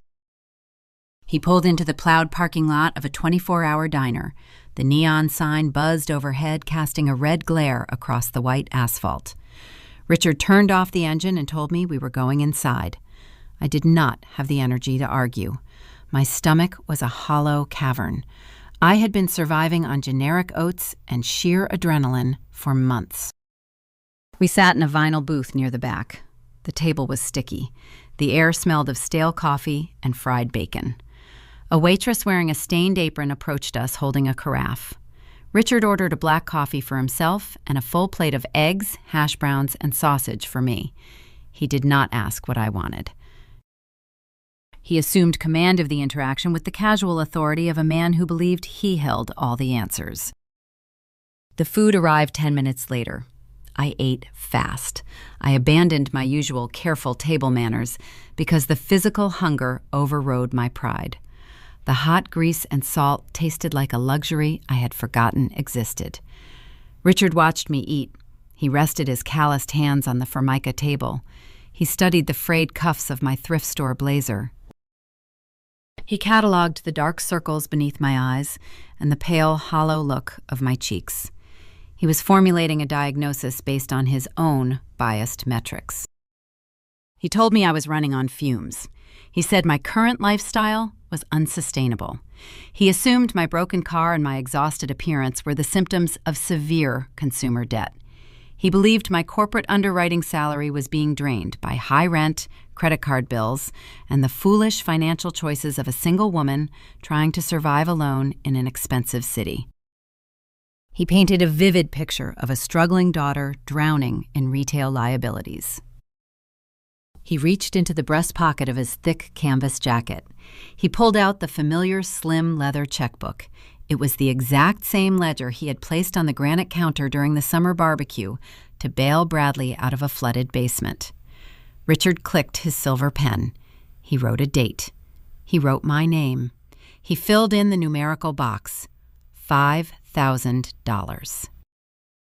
He tore the paper from the binding and slid it across the sticky table. It stopped right next to my empty coffee mug. He told me the money would cover a new alternator for my car and wipe out whatever high-interest plastic cards I had maxed out. He called it a bridge to get me through the winter. But Richard never distributed capital without securing equity in the recipient. He leaned back against the vinyl booth and delivered his terms. He told me the corporate grind was a dead end for a lone woman. He stated that renting an apartment and playing the independent career game was an illusion sold to my generation. He said the free market was too brutal, too unforgiving for a single income to navigate safely. His voice carried the weight of his own unhealed trauma. He told me I needed a foundation. I needed a partner. He mandated that I use this financial bridge to stabilize my life, find a reliable husband, and build a dual-income household. He said a woman needs a man to act as an anchor when the economic tides shift. He looked at my tired face and told me to stop pretending I could conquer the world by myself. I looked down at the ink on the bank paper. $5,000. That exact sum would pay the commercial plumbing permit fee the city was currently holding over my head for the Midvale lot. It would cover a tow truck. It would buy a month of groceries. It would allow me to log out of the Chicago private equity portal and sleep for a full 8 hours without the terror of an impending bank default. I needed that paper. My pride was a brittle shell covering a starved, exhausted animal. I reached out and picked up the check. I folded it carefully and placed it into the pocket of my blazer. I looked my father in the eye and said, "Thank you." I swallowed my defense. I played the role of the compliant, broken daughter because fighting him required caloric energy I no longer possessed. Richard paid the bill. He drove me back to my dead Honda Civic sitting in the dark corporate parking lot. He waited, idling his heavy truck, until the bright yellow headlights of a local tow service turned onto the street. He gave me a curt nod, satisfied he had fixed my life, and drove away into the snowstorm. I unlocked the frozen door of my car and sat behind the steering wheel. The interior was a meat locker. I turned on the overhead dome light. The pale yellow bulb cast long shadows across the dashboard. I reached into my pocket and pulled out the folded check. I unfolded the thick bank paper and smoothed it against my steering wheel. The dam holding back my psychological endurance finally fractured. I did not experience a quiet, dignified moment of cinematic reflection. I broke down. I covered my face with my freezing hands and wept. It was a jagged, ugly, exhausted sobbing that shook my ribs and made my throat ache. The temptation radiating from that piece of paper was intoxicating. It was a physical weight pulling me toward surrender. I wanted to cash the check. I wanted to deposit the funds, fix my car, and turn the heat on in my apartment. I wanted to let my father be right. It would be so remarkably easy to concede defeat, admit I was the fragile liability he always diagnosed me to be, and step into the safe, padded room of his conditional support. The urge to stop fighting the municipal bureaucracy, to stop hoarding pennies, and to just be a dependent was a siren song in the freezing dark. I cried until my lungs burned. I stared at his signature on the bottom right corner. The handwriting was bold and sharply slanted. My mind drifted to the dining room table 12 years ago. I saw the $80,000 cashier check resting next to Bradley. I remembered the $15,000 bailout handed to my brother over a gas grill.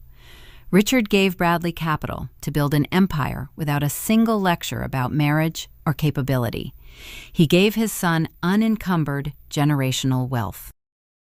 He was giving me $5,000 to purchase my submission. I realized the true cost of the transaction. If I endorsed that check, I was signing a confession. I was agreeing with his thesis that a woman cannot survive the market without a male anchor.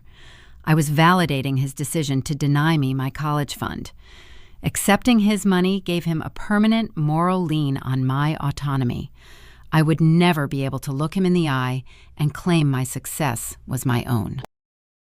He would always know he bought my survival at a discount in a diner. I cannot let the man who starved my ambition become the landlord of my future. I wiped my wet face with the frayed sleeve of my blazer. I picked up the check. I held the left edge with my thumb and index finger. I gripped the right edge firmly. I pulled my hands apart. The thick bank paper tore down the middle with a sharp, crisp sound. I placed the two halves together. I tore them again. I folded the quarters and ripped them into smaller, jagged pieces. I reduced the $5,000 lifeline to a pile of worthless confetti. I opened my fingers and let the shredded paper fall onto the passenger floorboard. I sat in the dark and watched the flashing amber lights of the tow truck pull in behind my bumper. I was back to absolute zero. I had no transportation. I had $12 in my checking account. I was freezing. I was starving. But my ledger was entirely clean. I did not owe my father my pride. I did not owe him my compliance. Tomorrow was Monday. The Midvale Planning Commission held their public forum at 4 p.m. I could no longer afford to hire the specialized civil engineer to argue my parking variance. The drafted site plans were useless without a professional to present them. I was out of financial maneuvers. I had to step onto the municipal battlefield alone. I had to ride a city bus to the planning office, march into the hearing room, and force the bureaucratic gates open myself, using nothing but my underwriter intellect and the raw, stubborn grit I had forged in the dark. I stepped off the local transit bus the following afternoon at the Midvale station. The air was a crisp, biting cold, but the winter inversion had momentarily cleared. The sky was an unfamiliar pale blue. I walked the 4 blocks to the municipal building, holding a thick leather portfolio. It contained 3 months of agonizing research. It held dense printouts of zoning ordinances, land use case studies, and a single critical document that predated my birth. I did not have the $5,000 to hire my specialized civil engineer. My bank account balance was an abstract mathematical tragedy. I was defending my commercial asset on a public forum floor, armed only with an underwriter's intellect and the raw, desperate adrenaline of survival. I walked into the City Hall lobby. I recognized the fluorescent buzzing overhead. I approached the reception desk. I did not raise my voice or project the chaotic panic that had shamed me months earlier. I offered a calm, professional nod, stated my name, and informed the clerk I was listed on the 4 o'clock agenda for the Planning Commission. She pointed me toward a set of heavy double doors. The hearing room was a theater of municipal friction. A long, curved mahogany desk dominated the front of the chamber. 5 appointed commissioners sat behind nameplates, shuffling paperwork and drinking coffee from styrofoam cups.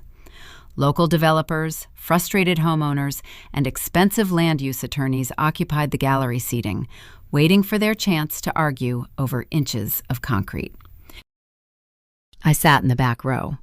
I listened as a seasoned attorney representing a massive apartment complex debated traffic impact studies for 40 minutes.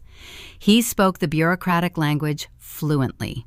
He cited recent regional traffic mandates and negotiated minor concessions with the commissioners.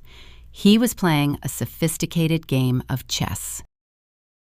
I was about to walk up to the microphone and flip the board over. The chairman finally called the docket number for my Midvale property. I stood up, smoothed the front of my blazer, and walked down the center aisle. I placed my portfolio on the wooden podium facing the 5 commissioners. I adjusted the microphone. I did not offer a sob story. I did not plead for sympathy regarding my financial exhaustion. I presented facts. I started by addressing the primary roadblock. I acknowledged the city inspector was factually correct regarding the modern parking requirements for mixed-use commercial properties. I stated that the current zoning ordinance clearly demanded a specific ratio of spaces per 1,000 square feet. The chairman leaned back in his leather chair. He looked at me over the rim of his glasses. He seemed bored. He asked why I was wasting the commission's time if I agreed with the inspector. I opened my portfolio and pulled out a yellowed photocopy. I told the chairman I was not contesting the current ordinance. I was contesting its application to my specific parcel. I explained I had spent weeks in the county archives reviewing the historical plat maps for the Midvale State Street corridor. I presented a municipal zoning resolution drafted and ratified in 1994. The document explicitly detailed a specialized economic development zone encompassing my exact street address. This resolution contained a highly specific grandfather clause designed to encourage the revitalization of mid-century industrial shells. I read the clause aloud to the silent room. The 1994 mandate stated that any existing structure maintaining its original foundational footprint was permanently exempt from any future retroactive parking minimums, provided the rehabilitation did not expand the exterior square footage. The chairman stopped shuffling his papers. The other 4 commissioners looked up. They were accustomed to developers trying to secure costly variances by arguing hardship or presenting elaborate, expensive traffic studies. They were not accustomed to a 28-year-old woman wielding a forgotten 30-year-old municipal code like a scalpel. I was not finished. I knew the grandfather clause solved the local parking ratio, but it did not solve the federal mandate. I addressed the Americans with Disabilities Act. The inspector had correctly noted that an ADA van-accessible spot would consume half my tiny gravel lot. I pulled out a second document. I referenced a recent update to the Utah Parking Modernization Guidebook issued by the Wasatch Front Regional Council. I pointed out a specific provision regarding historic commercial conversions situated within a quarter mile of a major public transit hub. My property sat exactly 3 blocks from the Midvale light rail station.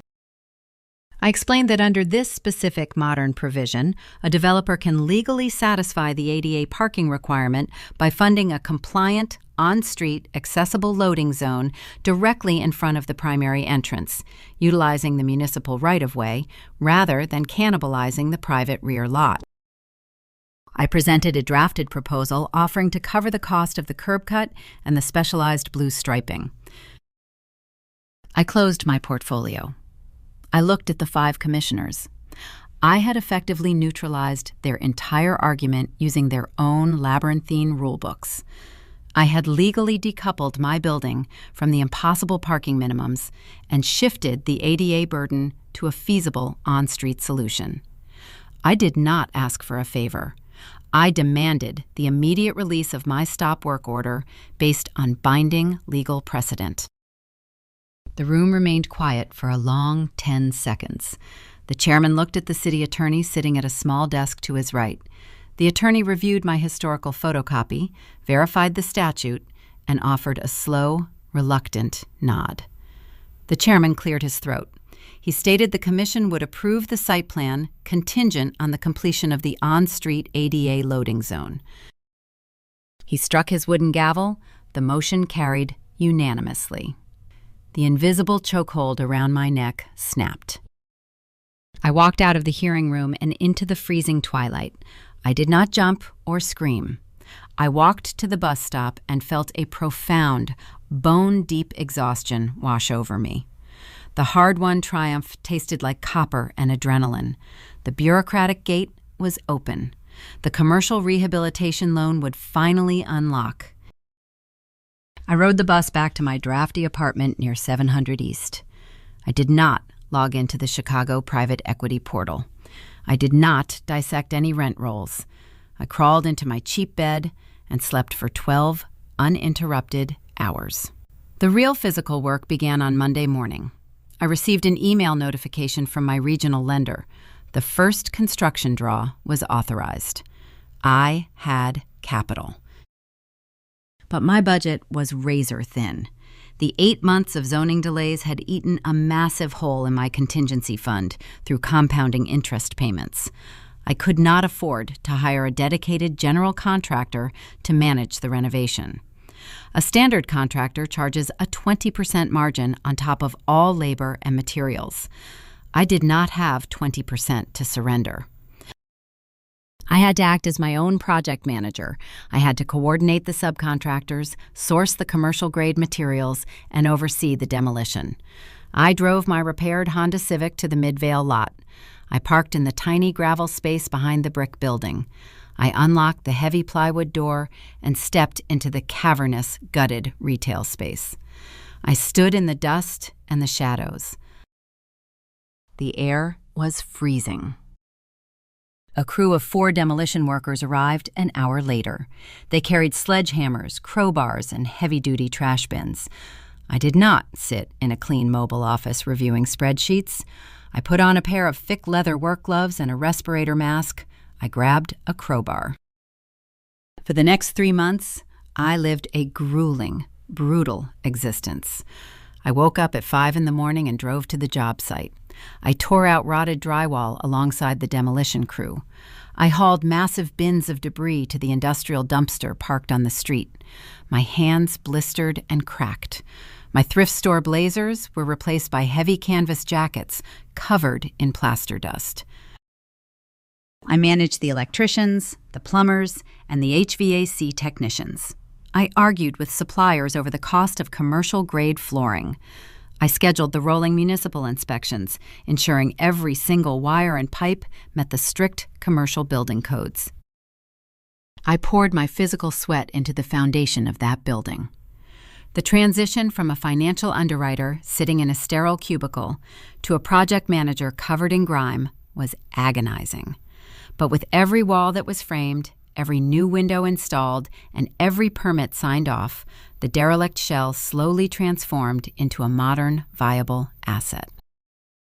The ground floor retail space began to look like a premium commercial storefront. The second-floor residential loft was gutted, insulated, and rebuilt into a stark, beautiful living space. I was literally building my own anchor, brick by agonizing brick. By the end of the spring, the heavy construction was finished. The final major hurdle involved the exterior landscaping. The city required specific environmental compliance before issuing the certificate of occupancy. I had to address the drought. I had to execute a massive commercial xeriscaping project around the perimeter of the building. I did not have the funds to hire a specialized landscaping firm. I had to move the dirt myself.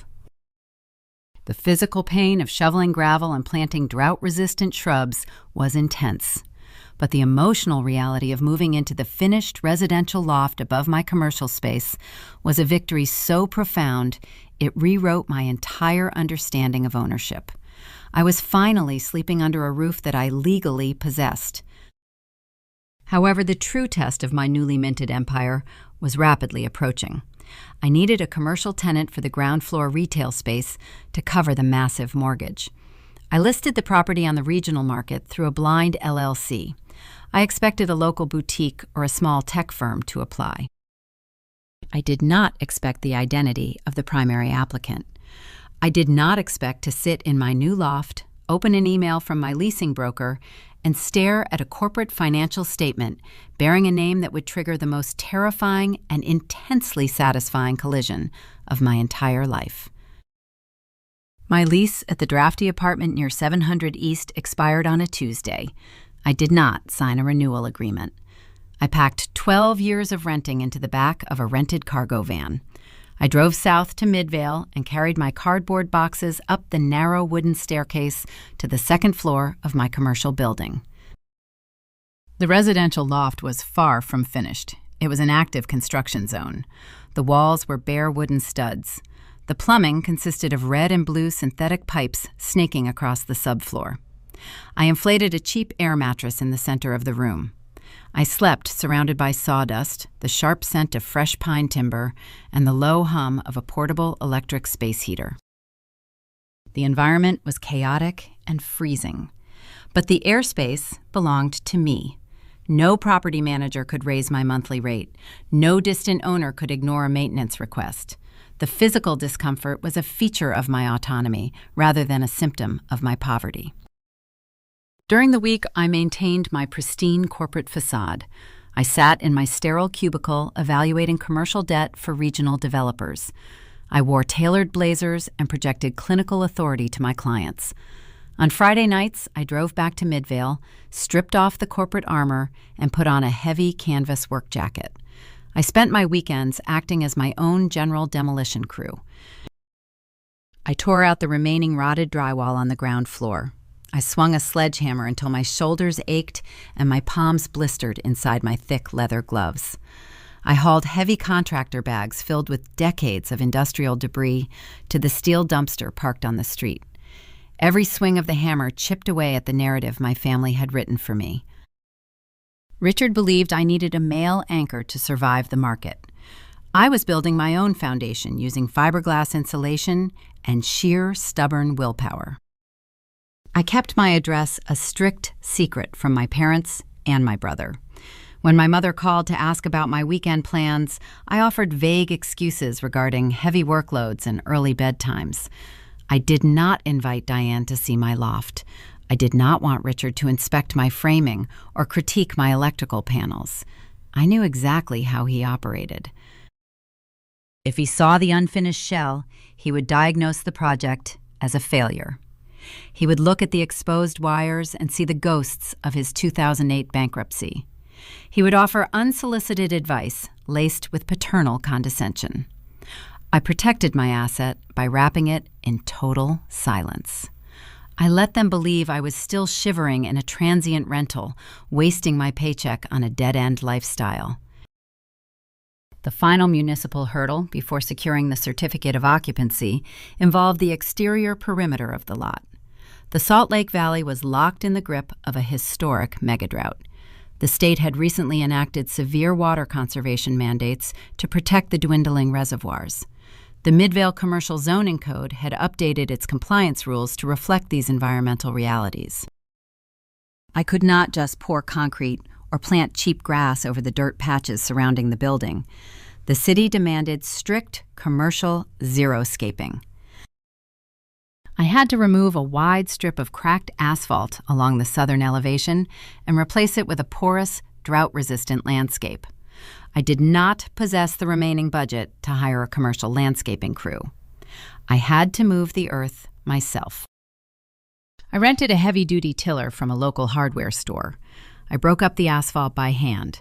I shoveled 3 tons of crushed limestone gravel into a wheelbarrow and spread it across the graded dirt. I planted native Russian sage, yucca, and ornamental fescue. The physical pain of moving that much rock was blinding. My lower back burned with a dull, continuous ache. My fingernails cracked and bled. I worked under the brutal, high-altitude Utah sun. I thought about Bradley as I dragged the wheelbarrow across the lot. I pictured my brother standing in his Daybreak yard, watering his thirsty artificial sod, complaining about the high cost of a replacement sprinkler head, while Richard wrote him a bailout check. I wiped the sweat from my forehead, gripped the wooden handle of the shovel, and moved another heavy load of gravel. The blistered skin on my hands translated directly into equity. I was earning my deed. By late summer, the transformation was complete. The ground floor retail space no longer resembled a forgotten industrial tomb. It featured polished concrete floors, exposed brick walls sealed against the weather, and modern commercial-grade glass frontage. The new HVAC system hummed with quiet efficiency. The ADA-compliant on-street parking zone was striped and painted bright blue right near the curb. The city inspector returned, holding his metal clipboard. He walked the perimeter, tested the fire alarms, and checked the xeriscaping drainage. He did not issue a stop work order. He signed the final line of his inspection report and handed me the formal certificate of occupancy. The commercial rehabilitation loan converted into a permanent fixed-rate mortgage. The interest rate locked into place. The construction phase was over, but the financial reality of the asset loomed large. The monthly debt service on the building was substantial. I needed a reliable commercial tenant to occupy the ground floor retail space. The rent from that business would cover the mortgage, the property taxes, and the commercial insurance. That rental income would allow me to live in the upstairs residential loft, essentially for free. This is the precise mechanism of wealth accumulation my father had handed to my brother. It was the mechanism I had just engineered for myself out of dirt and gravel. I contacted Mark. I instructed my commercial broker to list the ground floor retail space on the regional database. I took a critical legal precaution. I did not list the property under my personal name. I registered a blind, limited liability company to hold the deed. In the public county records, the landlord was just a generic corporate entity. I wanted a clean transactional relationship with my future tenant, shielded from any personal bias or local networking favors. Mark brought several prospective businesses to tour the space. A local coffee shop considered the foot traffic. A boutique fitness studio liked the exposed brick aesthetic. I reviewed their initial financial disclosures, but none of them possessed the required liquidity to sign a 5-year commercial lease. I needed a tenant with a rock-solid balance sheet and a desperate need to secure a location outside the overpriced industrial parks of the Salt Lake Valley. On a Tuesday evening in early September, I was sitting at the kitchen island in my finished loft. The space was warm, quiet, and secure. My phone buzzed on the quartz countertop. It was an email from Mark. The subject line indicated a formal lease application for the Midvale ground floor. I opened the attached PDF document. I scrolled past the standard broker introductions and moved directly to the corporate guarantor section. I needed to verify the financial health of the business entity requesting to occupy my building. I looked at the legal name of the logistics company applying for the lease. I looked at the signature of the chief executive officer guaranteeing the monthly rent. The air in my loft grew very still. The corporate financials were familiar. The signature belonged to a man who had spent the last 12 years telling me that renting built character. My father was unknowingly applying to become my tenant, and he was about to learn exactly how much character I had built. I sat at the quartz island in my finished residential loft and stared at the glowing screen of my laptop. The silence in the room was absolute. It was the kind of quiet that follows a sudden violent shift in atmospheric pressure. The PDF document displayed the commercial lease application for the ground floor retail space directly below my feet. I read the legal name of the logistics company listed as the primary tenant. Then I read the name of the chief executive officer serving as the personal guarantor. Richard, my father, the man who handed my brother an $80,000 down payment over a plate of funeral potatoes, the man who told me renting built character, the man who met me in a freezing diner and offered me a $5,000 bribe to find a husband and surrender my independence. I did not scream. I did not laugh. The sheer impossible irony of the market paralyzed me for a long 10 seconds. The Salt Lake Valley is an expansive metropolitan area. There are hundreds of available commercial properties scattered from Ogden to Draper. The mathematical probability of my father applying to lease the exact building I had starved myself to purchase was staggering. But I am an underwriter. I deal in root causes, not coincidences. I scrolled down to the corporate financials attached to the application. I analyzed the balance sheet of his logistics company with the cold clinical precision of a surgeon reviewing an X-ray. The story the numbers told was grim and entirely predictable. Richard was trapped. The current industrial park in West Valley City, where he operated his freight terminal, was undergoing rapid gentrification. Institutional money had purchased the aging warehouses and doubled the lease rates. My father was bleeding capital. His profit margins on his freight routes were thin. The new overhead was suffocating his business. He needed to relocate to a cheaper corridor immediately or face a slow, agonizing insolvency. He was desperate for a lifeline, and in his frantic search for an affordable lease, he had stumbled across my listing in Midvale. Mark, my commercial broker, had executed his job flawlessly. He had marketed the renovated ground floor as a prime mixed-use space with polished concrete floors and excellent highway access. He had advertised a competitive price per square foot. The listing was highly attractive to a logistics firm needing office space and a small dispatch terminal without paying the premium of the Eastern Bench neighborhoods. Mark did not know my father. Richard did not know my blind LLC. They had negotiated the preliminary terms of the 5-year lease through a series of sterile emails and standard broker channels. I looked at the signature on the final page of the application. It was the same bold, sharply slanted handwriting that had signed the $5,000 check I tore to pieces in my freezing car. The shock faded. The adrenaline hit my bloodstream like a physical blow. The emotional reaction I expected to feel, the vindictive thrill of holding his fate in my hands, never arrived. It was replaced by a cold, predatory calculation. I had spent my entire 20s learning the brutal mechanics of commercial real estate.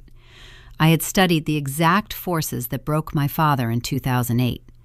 I had watched him operate his life from a place of perpetual fear, projecting his financial trauma onto me while bailing out my brother. Now the power dynamic was inverted. He was asking to occupy my dirt. He was offering to pay off my commercial mortgage. He was unknowingly begging the daughter he discarded to become his landlord. I picked up my phone and called Mark. The time was late, but I knew he would answer.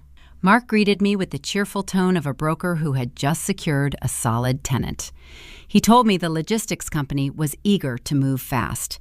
He praised their clean operating history and their willingness to sign a long-term lease.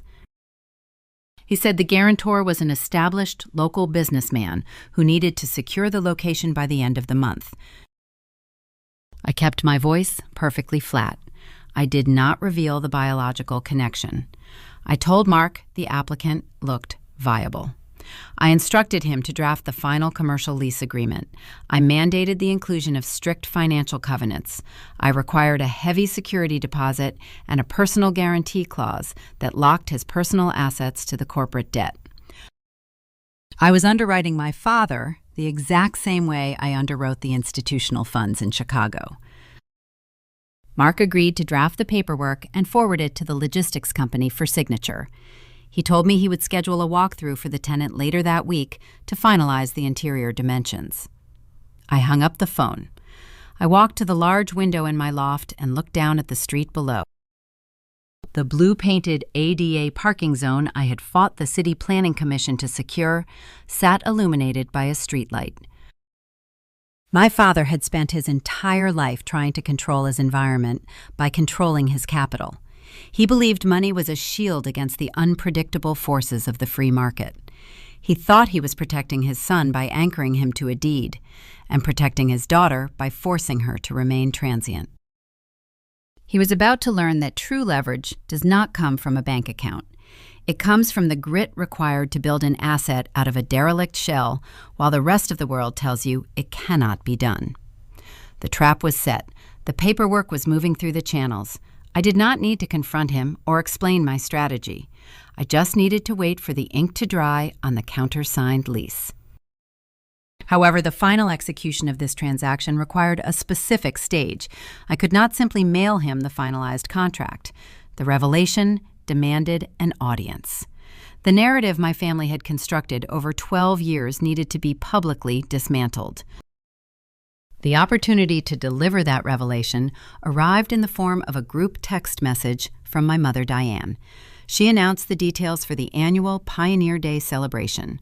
The family was gathering at my brother's house in Daybreak to watch the fireworks, eat barbecue, and celebrate the Utah holiday.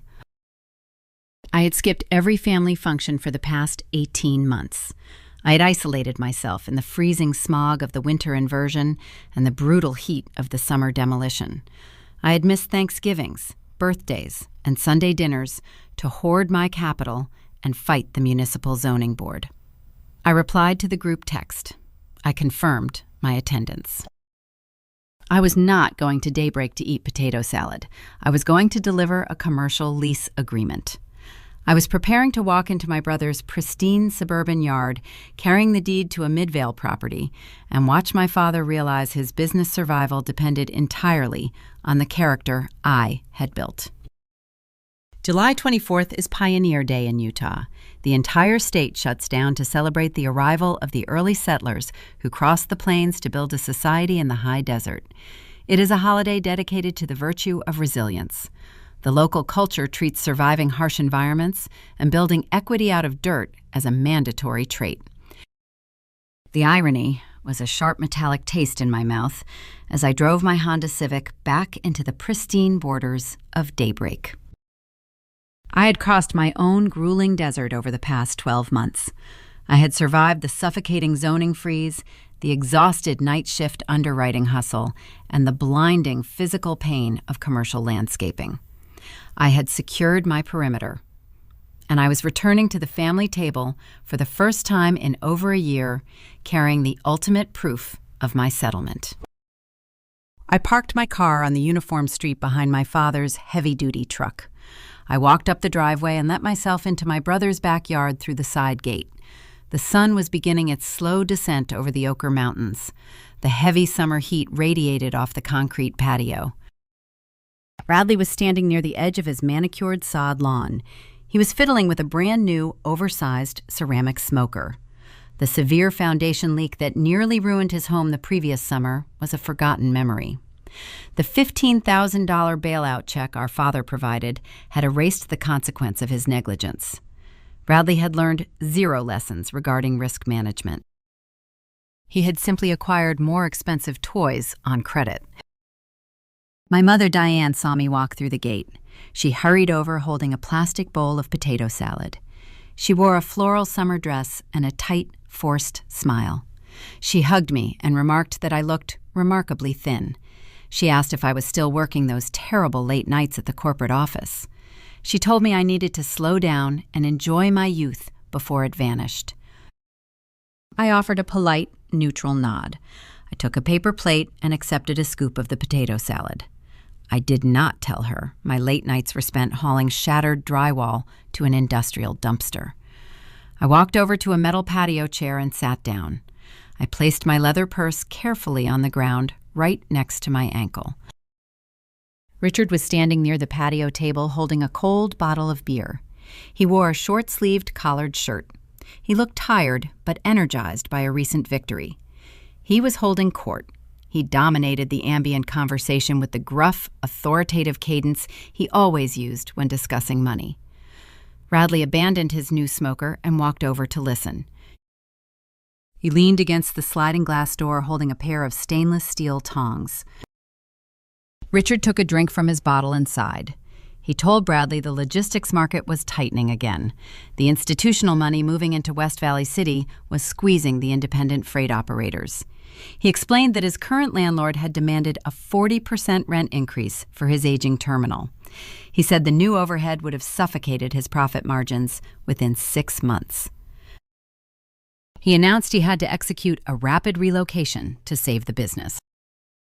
I sat quietly in my metal chair. I ate a bite of the potato salad. I kept my eyes focused on the distant mountain peaks. The tension in my chest tightened like a coiled steel spring. Richard told Bradley he found a new location just in time. He described a standalone brick building located on a high-traffic corridor in Midvale. He praised the architecture. He noted the polished concrete floors and the updated commercial-grade electrical panels.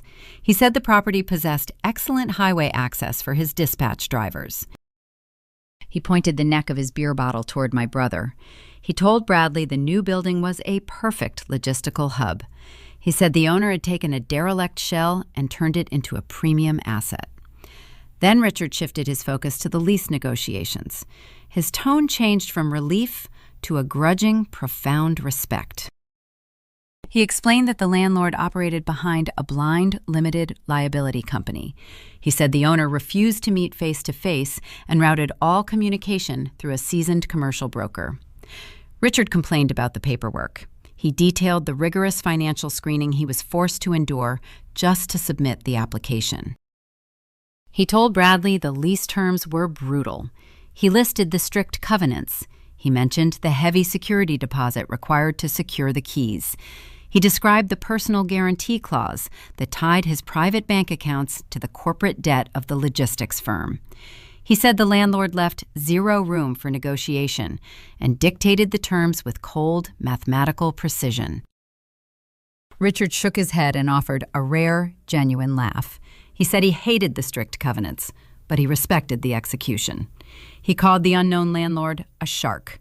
He stated that whoever owned that Midvale dirt understood the fundamental geometry of risk.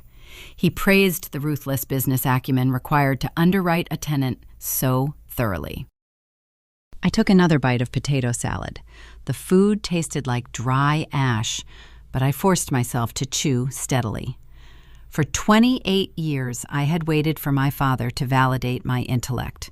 I had waited for him to acknowledge my capability. He was standing 3 feet away, delivering the highest praise he could possibly offer. He was validating my strength. He was admiring my leverage. He simply did not know he was talking about the daughter he told to build character in a drafty rental. Richard looked at Bradley. The respect in his eyes faded into a familiar, weary disappointment. He gestured toward the brand-new ceramic smoker smoking unevenly on the patio. He told Bradley he wished he possessed half the killer instinct of that Midvale landlord. He said the guy who owns that building knows how to build an empire because he does not rely on anyone else. He told his son that true wealth belongs to the people who control the contracts. He sighed and muttered that Bradley needed to stop playing house and start thinking like a predator. Bradley flushed a dark, angry red. He gripped the stainless steel tongs and defended himself. He whined about the stress of his mortgage. He pointed to the repaired basement window wells and claimed he was dealing with enormous household pressure. He told Richard it was unfair to compare him to a faceless commercial investor. Diane quickly stepped between them. She offered Richard a plate of sliced watermelon. She tried to smooth over the friction with sweet fruit and a change of subject. She pointed toward the sky and noted that the city fireworks display would begin in a few minutes. I placed my half-empty paper plate on the table. I reached down and picked up my leather purse. The bag felt heavy. Inside the main compartment sat a thick manila envelope. It contained the final executed commercial lease agreement. Mark had delivered the documents to my loft the previous afternoon. Richard had already signed the bottom line of every single page in blue ink. He had legally bound his logistics company and his personal assets to the contract. I had countersigned the document as the managing member of the Blind LLC. The ink was dry. The transaction was permanent. The trap had closed. I sat back in my chair and rested the purse on my lap. The sun finally slipped behind the mountains. The sky bruised into a deep twilight purple. The ambient heat began to lift from the concrete. In the distance, a loud, sharp crack echoed across the valley. A bright red starburst bloomed over the neighborhood roofs, signaling the start of the Pioneer Day fireworks. Richard turned to watch the sky. He took another drink of his beer. He looked relaxed and secure in his assumption that he had outsmarted the rising industrial rent prices. He believed he had secured a safe harbor for his freight terminal. He believed his son was anchored and his daughter was safely marginalized in the transient renter class. He did not realize the shark he had just praised was sitting right behind him. He did not know his business survival now rested entirely in my hands. The fireworks continued to pop and thunder across the Utah sky. I unzipped the top of my leather purse and slid my hand inside. I gripped the edge of the manila envelope. The time for silent endurance was over. The public reckoning had arrived. The loud, sharp crack of a mortar shell echoed across the Ochre Mountains. A brilliant cascade of red and gold sparks illuminated the evening sky over Daybreak. The sudden burst of light cast long, shifting shadows across my brother's pristine concrete patio. Richard tilted his head back to watch the display. He took a relaxed, confident sip from his glass bottle. He looked like a man who had successfully navigated a treacherous economic current and found a safe harbor. He believed he had outsmarted the rising industrial lease rates in West Valley City. He felt secure. I sat in the metal patio chair and unzipped the top of my leather purse. I reached inside and gripped the thick manila envelope. My hands felt cold despite the lingering summer heat radiating from the pavement. I did not feel the fiery cinematic rush of vindictive triumph. I felt the profound, heavy exhaustion of a surgeon preparing to make the final, necessary incision. I had spent 12 years preparing for this exact operation. I stood up. I walked the 4 steps toward the glass table where Richard was resting his free hand. I did not yell to compete with the booming pyrotechnics overhead. I did not throw the documents in his face. I placed the manila envelope on the smooth glass surface. I pushed it forward. The thick paper slid effortlessly across the table and stopped right next to his half-empty bottle. Richard lowered his gaze from the illuminated sky. He frowned. He looked at the envelope, confused by the sudden appearance of formal paperwork at a holiday barbecue. He recognized the heavy stock paper and the return address label from the commercial brokerage firm. It was the exact same packaging he had received at his own logistics office 2 days prior. He asked me what I was doing with his corporate mail. I kept my voice low and level. The clinical detachment I used to audit private equity portfolios took full control of my vocal cords. I told him to open the flap and pull out the contract. Richard set his drink down. He picked up the envelope. He pulled out the 50-page commercial lease agreement. He stared at the front page detailing the triple net terms for the Midvale ground floor retail space. He looked at me with a mixture of irritation and suspicion. He demanded to know how I had intercepted a confidential business contract between his company and his new landlord. I instructed him to turn to page 42. Another firework detonated above the neighborhood. A bright emerald green flash washed over the yard. Richard flipped past the dense paragraphs outlining the maintenance responsibilities and the strict financial covenants. He reached the final signature block. He looked at the ink. He saw his own bold, sharply slanted handwriting on the tenant line. Then his eyes drifted upward to the landlord designation. He saw the name of the Blind Limited Liability Company.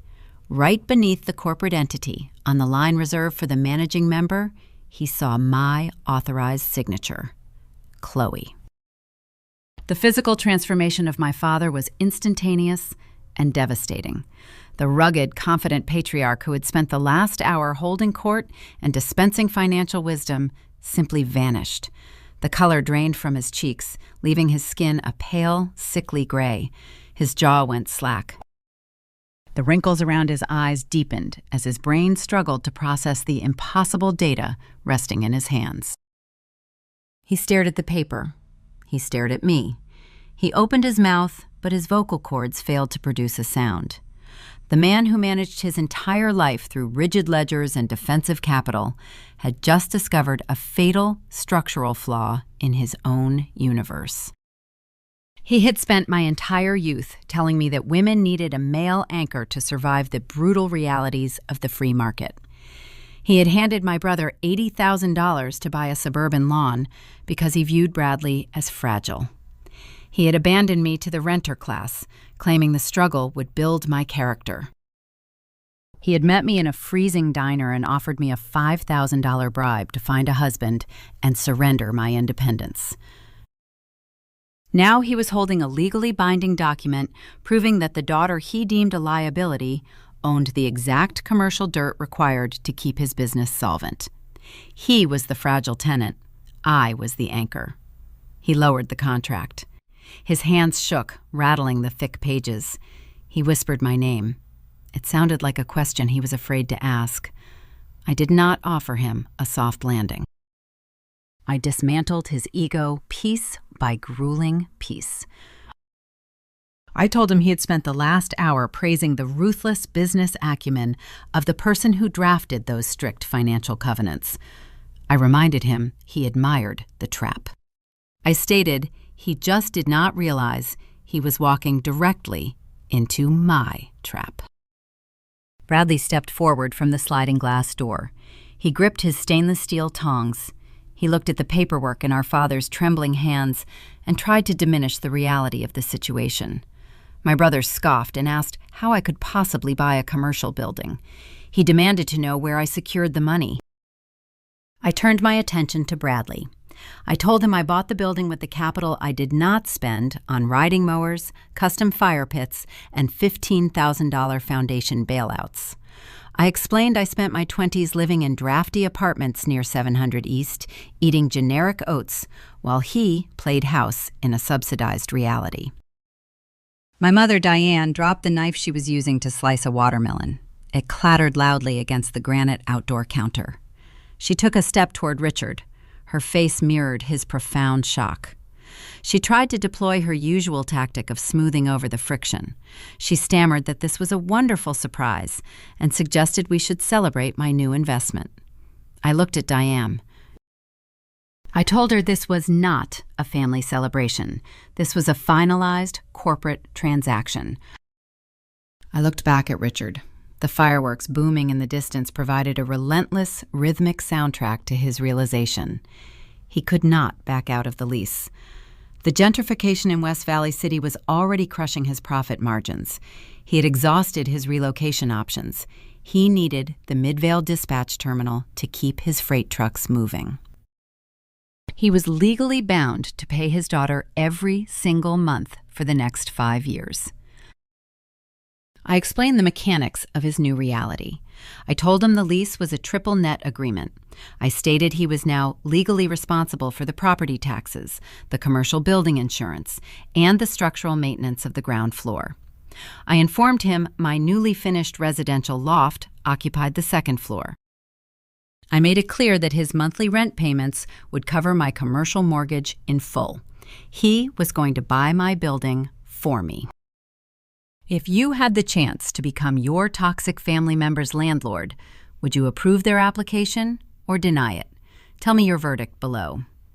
Richard tried to regain his footing. He tried to summon the gruff authority he used to dictate our lives.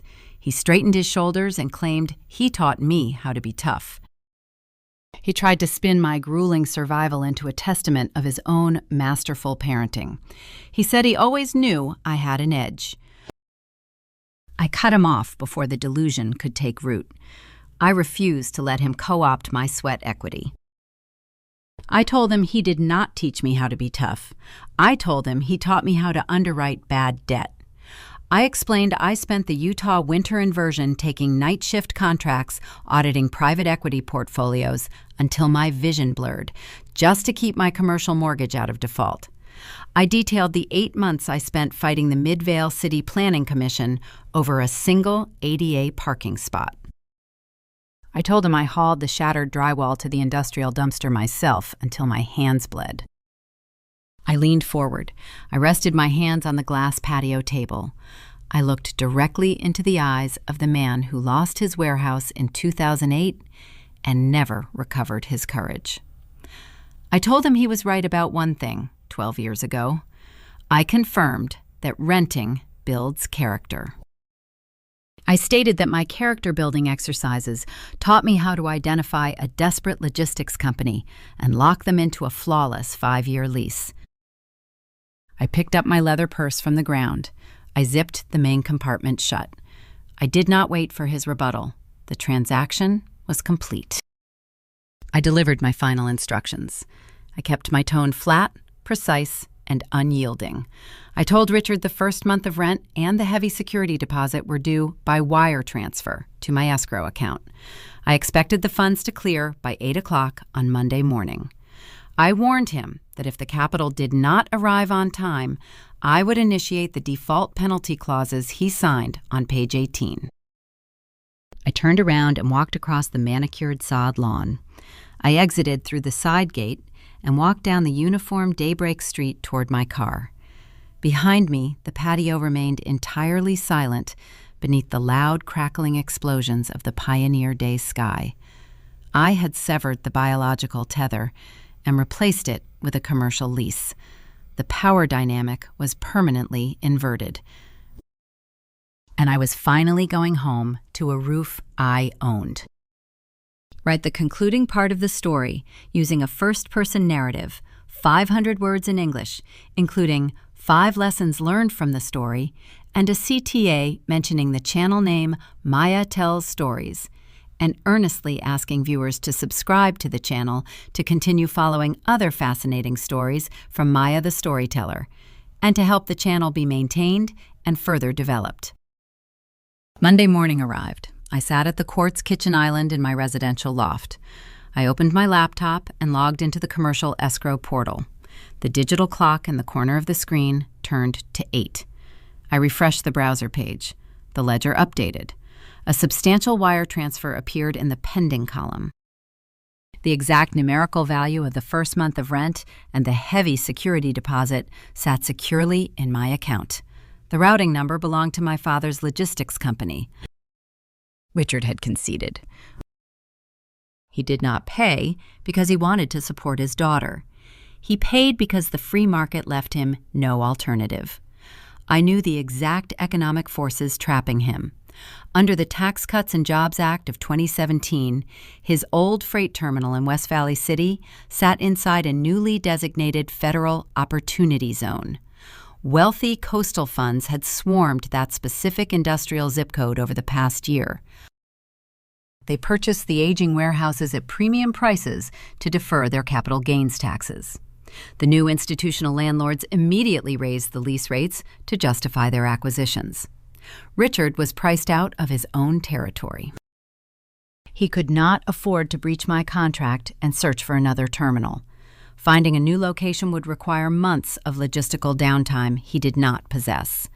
He was cornered by the very macroeconomic tax shelters that had stolen my sugar house bid months earlier. The market always collects its toll. This time, I was the one holding the gate. 2 weeks later, the heavy diesel-moving trucks arrived at the Midvale lot. I stood near the large front window of my second-floor loft, holding a cup of black coffee. I watched my father direct his dispatch employees. They carried desks, filing cabinets, and communication equipment into the ground-floor retail space. I did not walk downstairs to offer a welcoming handshake. I did not bring them a box of donuts. We were no longer operating under the confusing, messy rules of a family dynamic. We had transitioned into a sterile, binding corporate relationship. I established a strict boundary. I routed all property management communications through an automated online portal. If the logistics company experienced a plumbing issue or a flickering overhead light, my father had to submit a digital maintenance ticket. I reviewed the requests from my laptop upstairs. I hired bonded local contractors to fix the problems. I paid the repair invoices using the maintenance reserve fund built directly into his triple net lease agreement. I never had to speak to him face to face. The financial arrangement transformed my existence. The rent generated by the ground floor dispatch terminal covered my commercial mortgage in full. The monthly check paid the property taxes and the building insurance premiums. The revenue stream allowed me to live in my custom-built residential loft essentially for free. The financial anchor my father denied me at 20 years old was now fully funded by his own business operations. I had built a fortress and handed him the monthly bill. My brother experienced a very different reality. Bradley continued to drown in the shallow waters of his Daybreak suburb. The regional climate escalated his struggles. The severe Utah megadrought worsened over the summer. The water levels in the Great Salt Lake dropped to historic and terrifying lows, threatening to expose toxic dust to the valley. The local municipalities enacted strict emergency watering restrictions to preserve the reservoirs. Bradley refused to let his pristine artificial sod lawn die. He ignored the municipal warnings and ran his sprinklers late at night. The Daybreak Homeowners Association caught him. They issued steep, recurring fines. He complained on social media about the draconian rules and the exorbitant cost of residential water bills. He was bleeding cash trying to maintain a cosmetic illusion. My commercial lot required zero irrigation. The crushed limestone and the native Russian sage I had planted by hand thrived in the brutal high-altitude sun. My xeriscaping was fully compliant with every environmental mandate. I watched Bradley panic over dead grass while my dirt generated reliable equity. Richard eventually had to write another check to bail Bradley out of his homeowners association debt. But this time, my father felt the squeeze. His profit margins were tight because he was paying premium commercial rent to me. The financial favoritism that defined our family was finally costing him tangible capital. Standing in my finished loft, watching the dispatch trucks roll in and out of the lot, the grueling 12-year journey settled into a profound, grounded peace.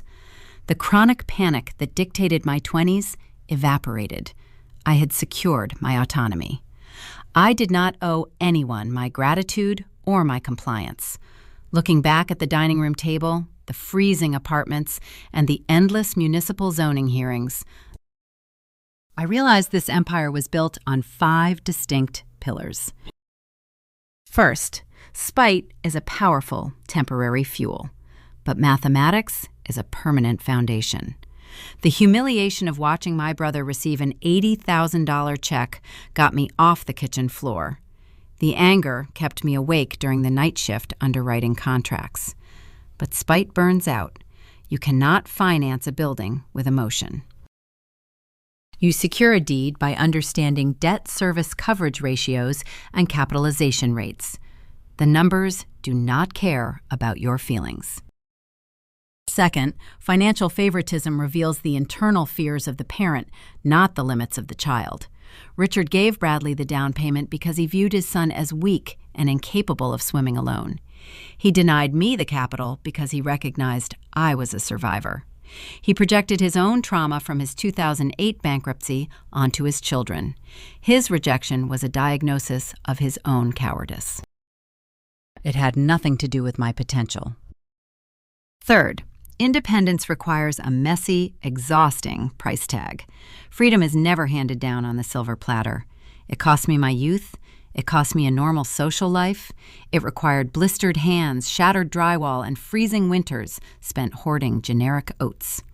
You have to be willing to starve your current comfort to feed your future leverage. Fourth, bureaucracy is defeated by patience, not anger. Screaming at the city clerk in the Midvale lobby nearly destroyed my professional composure. The municipal machine is designed to grind impatient developers into dust. I saved my asset by retreating to the county archives, digging up a 1994 grandfather clause, and presenting a calm, clinical legal precedent. You do not punch a brick wall. You find the loose mortar and dismantle it quietly. Fifth, true leverage is silent until the ink is dry. If I had bragged to my family about my commercial real estate strategy, Richard would have found a way to undermine it. He would have critiqued my zoning issues and used my struggle to validate his worldview. You never reveal your asset until the contract is legally binding. A shark does not announce its presence before it bites. I walked over to the kitchen island and poured a second cup of coffee. The morning sun illuminated the exposed brick walls of my living space. The ambient noise of the logistics terminal humming beneath my feet was not an annoyance. It was the sound of my own personal revenue stream. I took a sip from my mug. I thought about the man downstairs sitting in his office, reviewing his freight manifests, and writing the monthly rent check to a blind corporate entity. He still believed the free market was a brutal predator that crushed the weak. He still believed a woman needed a male anchor to survive the storm. He was wrong on both counts. The market is just a mechanism. It crushes the unprepared and rewards the disciplined. I did not need a male anchor. I became the bank. I became the landlord. I became the exact immovable force he spent his entire life running away from. My name is Chloe. I am 32 years old. I live in a beautiful residential loft in Midvale.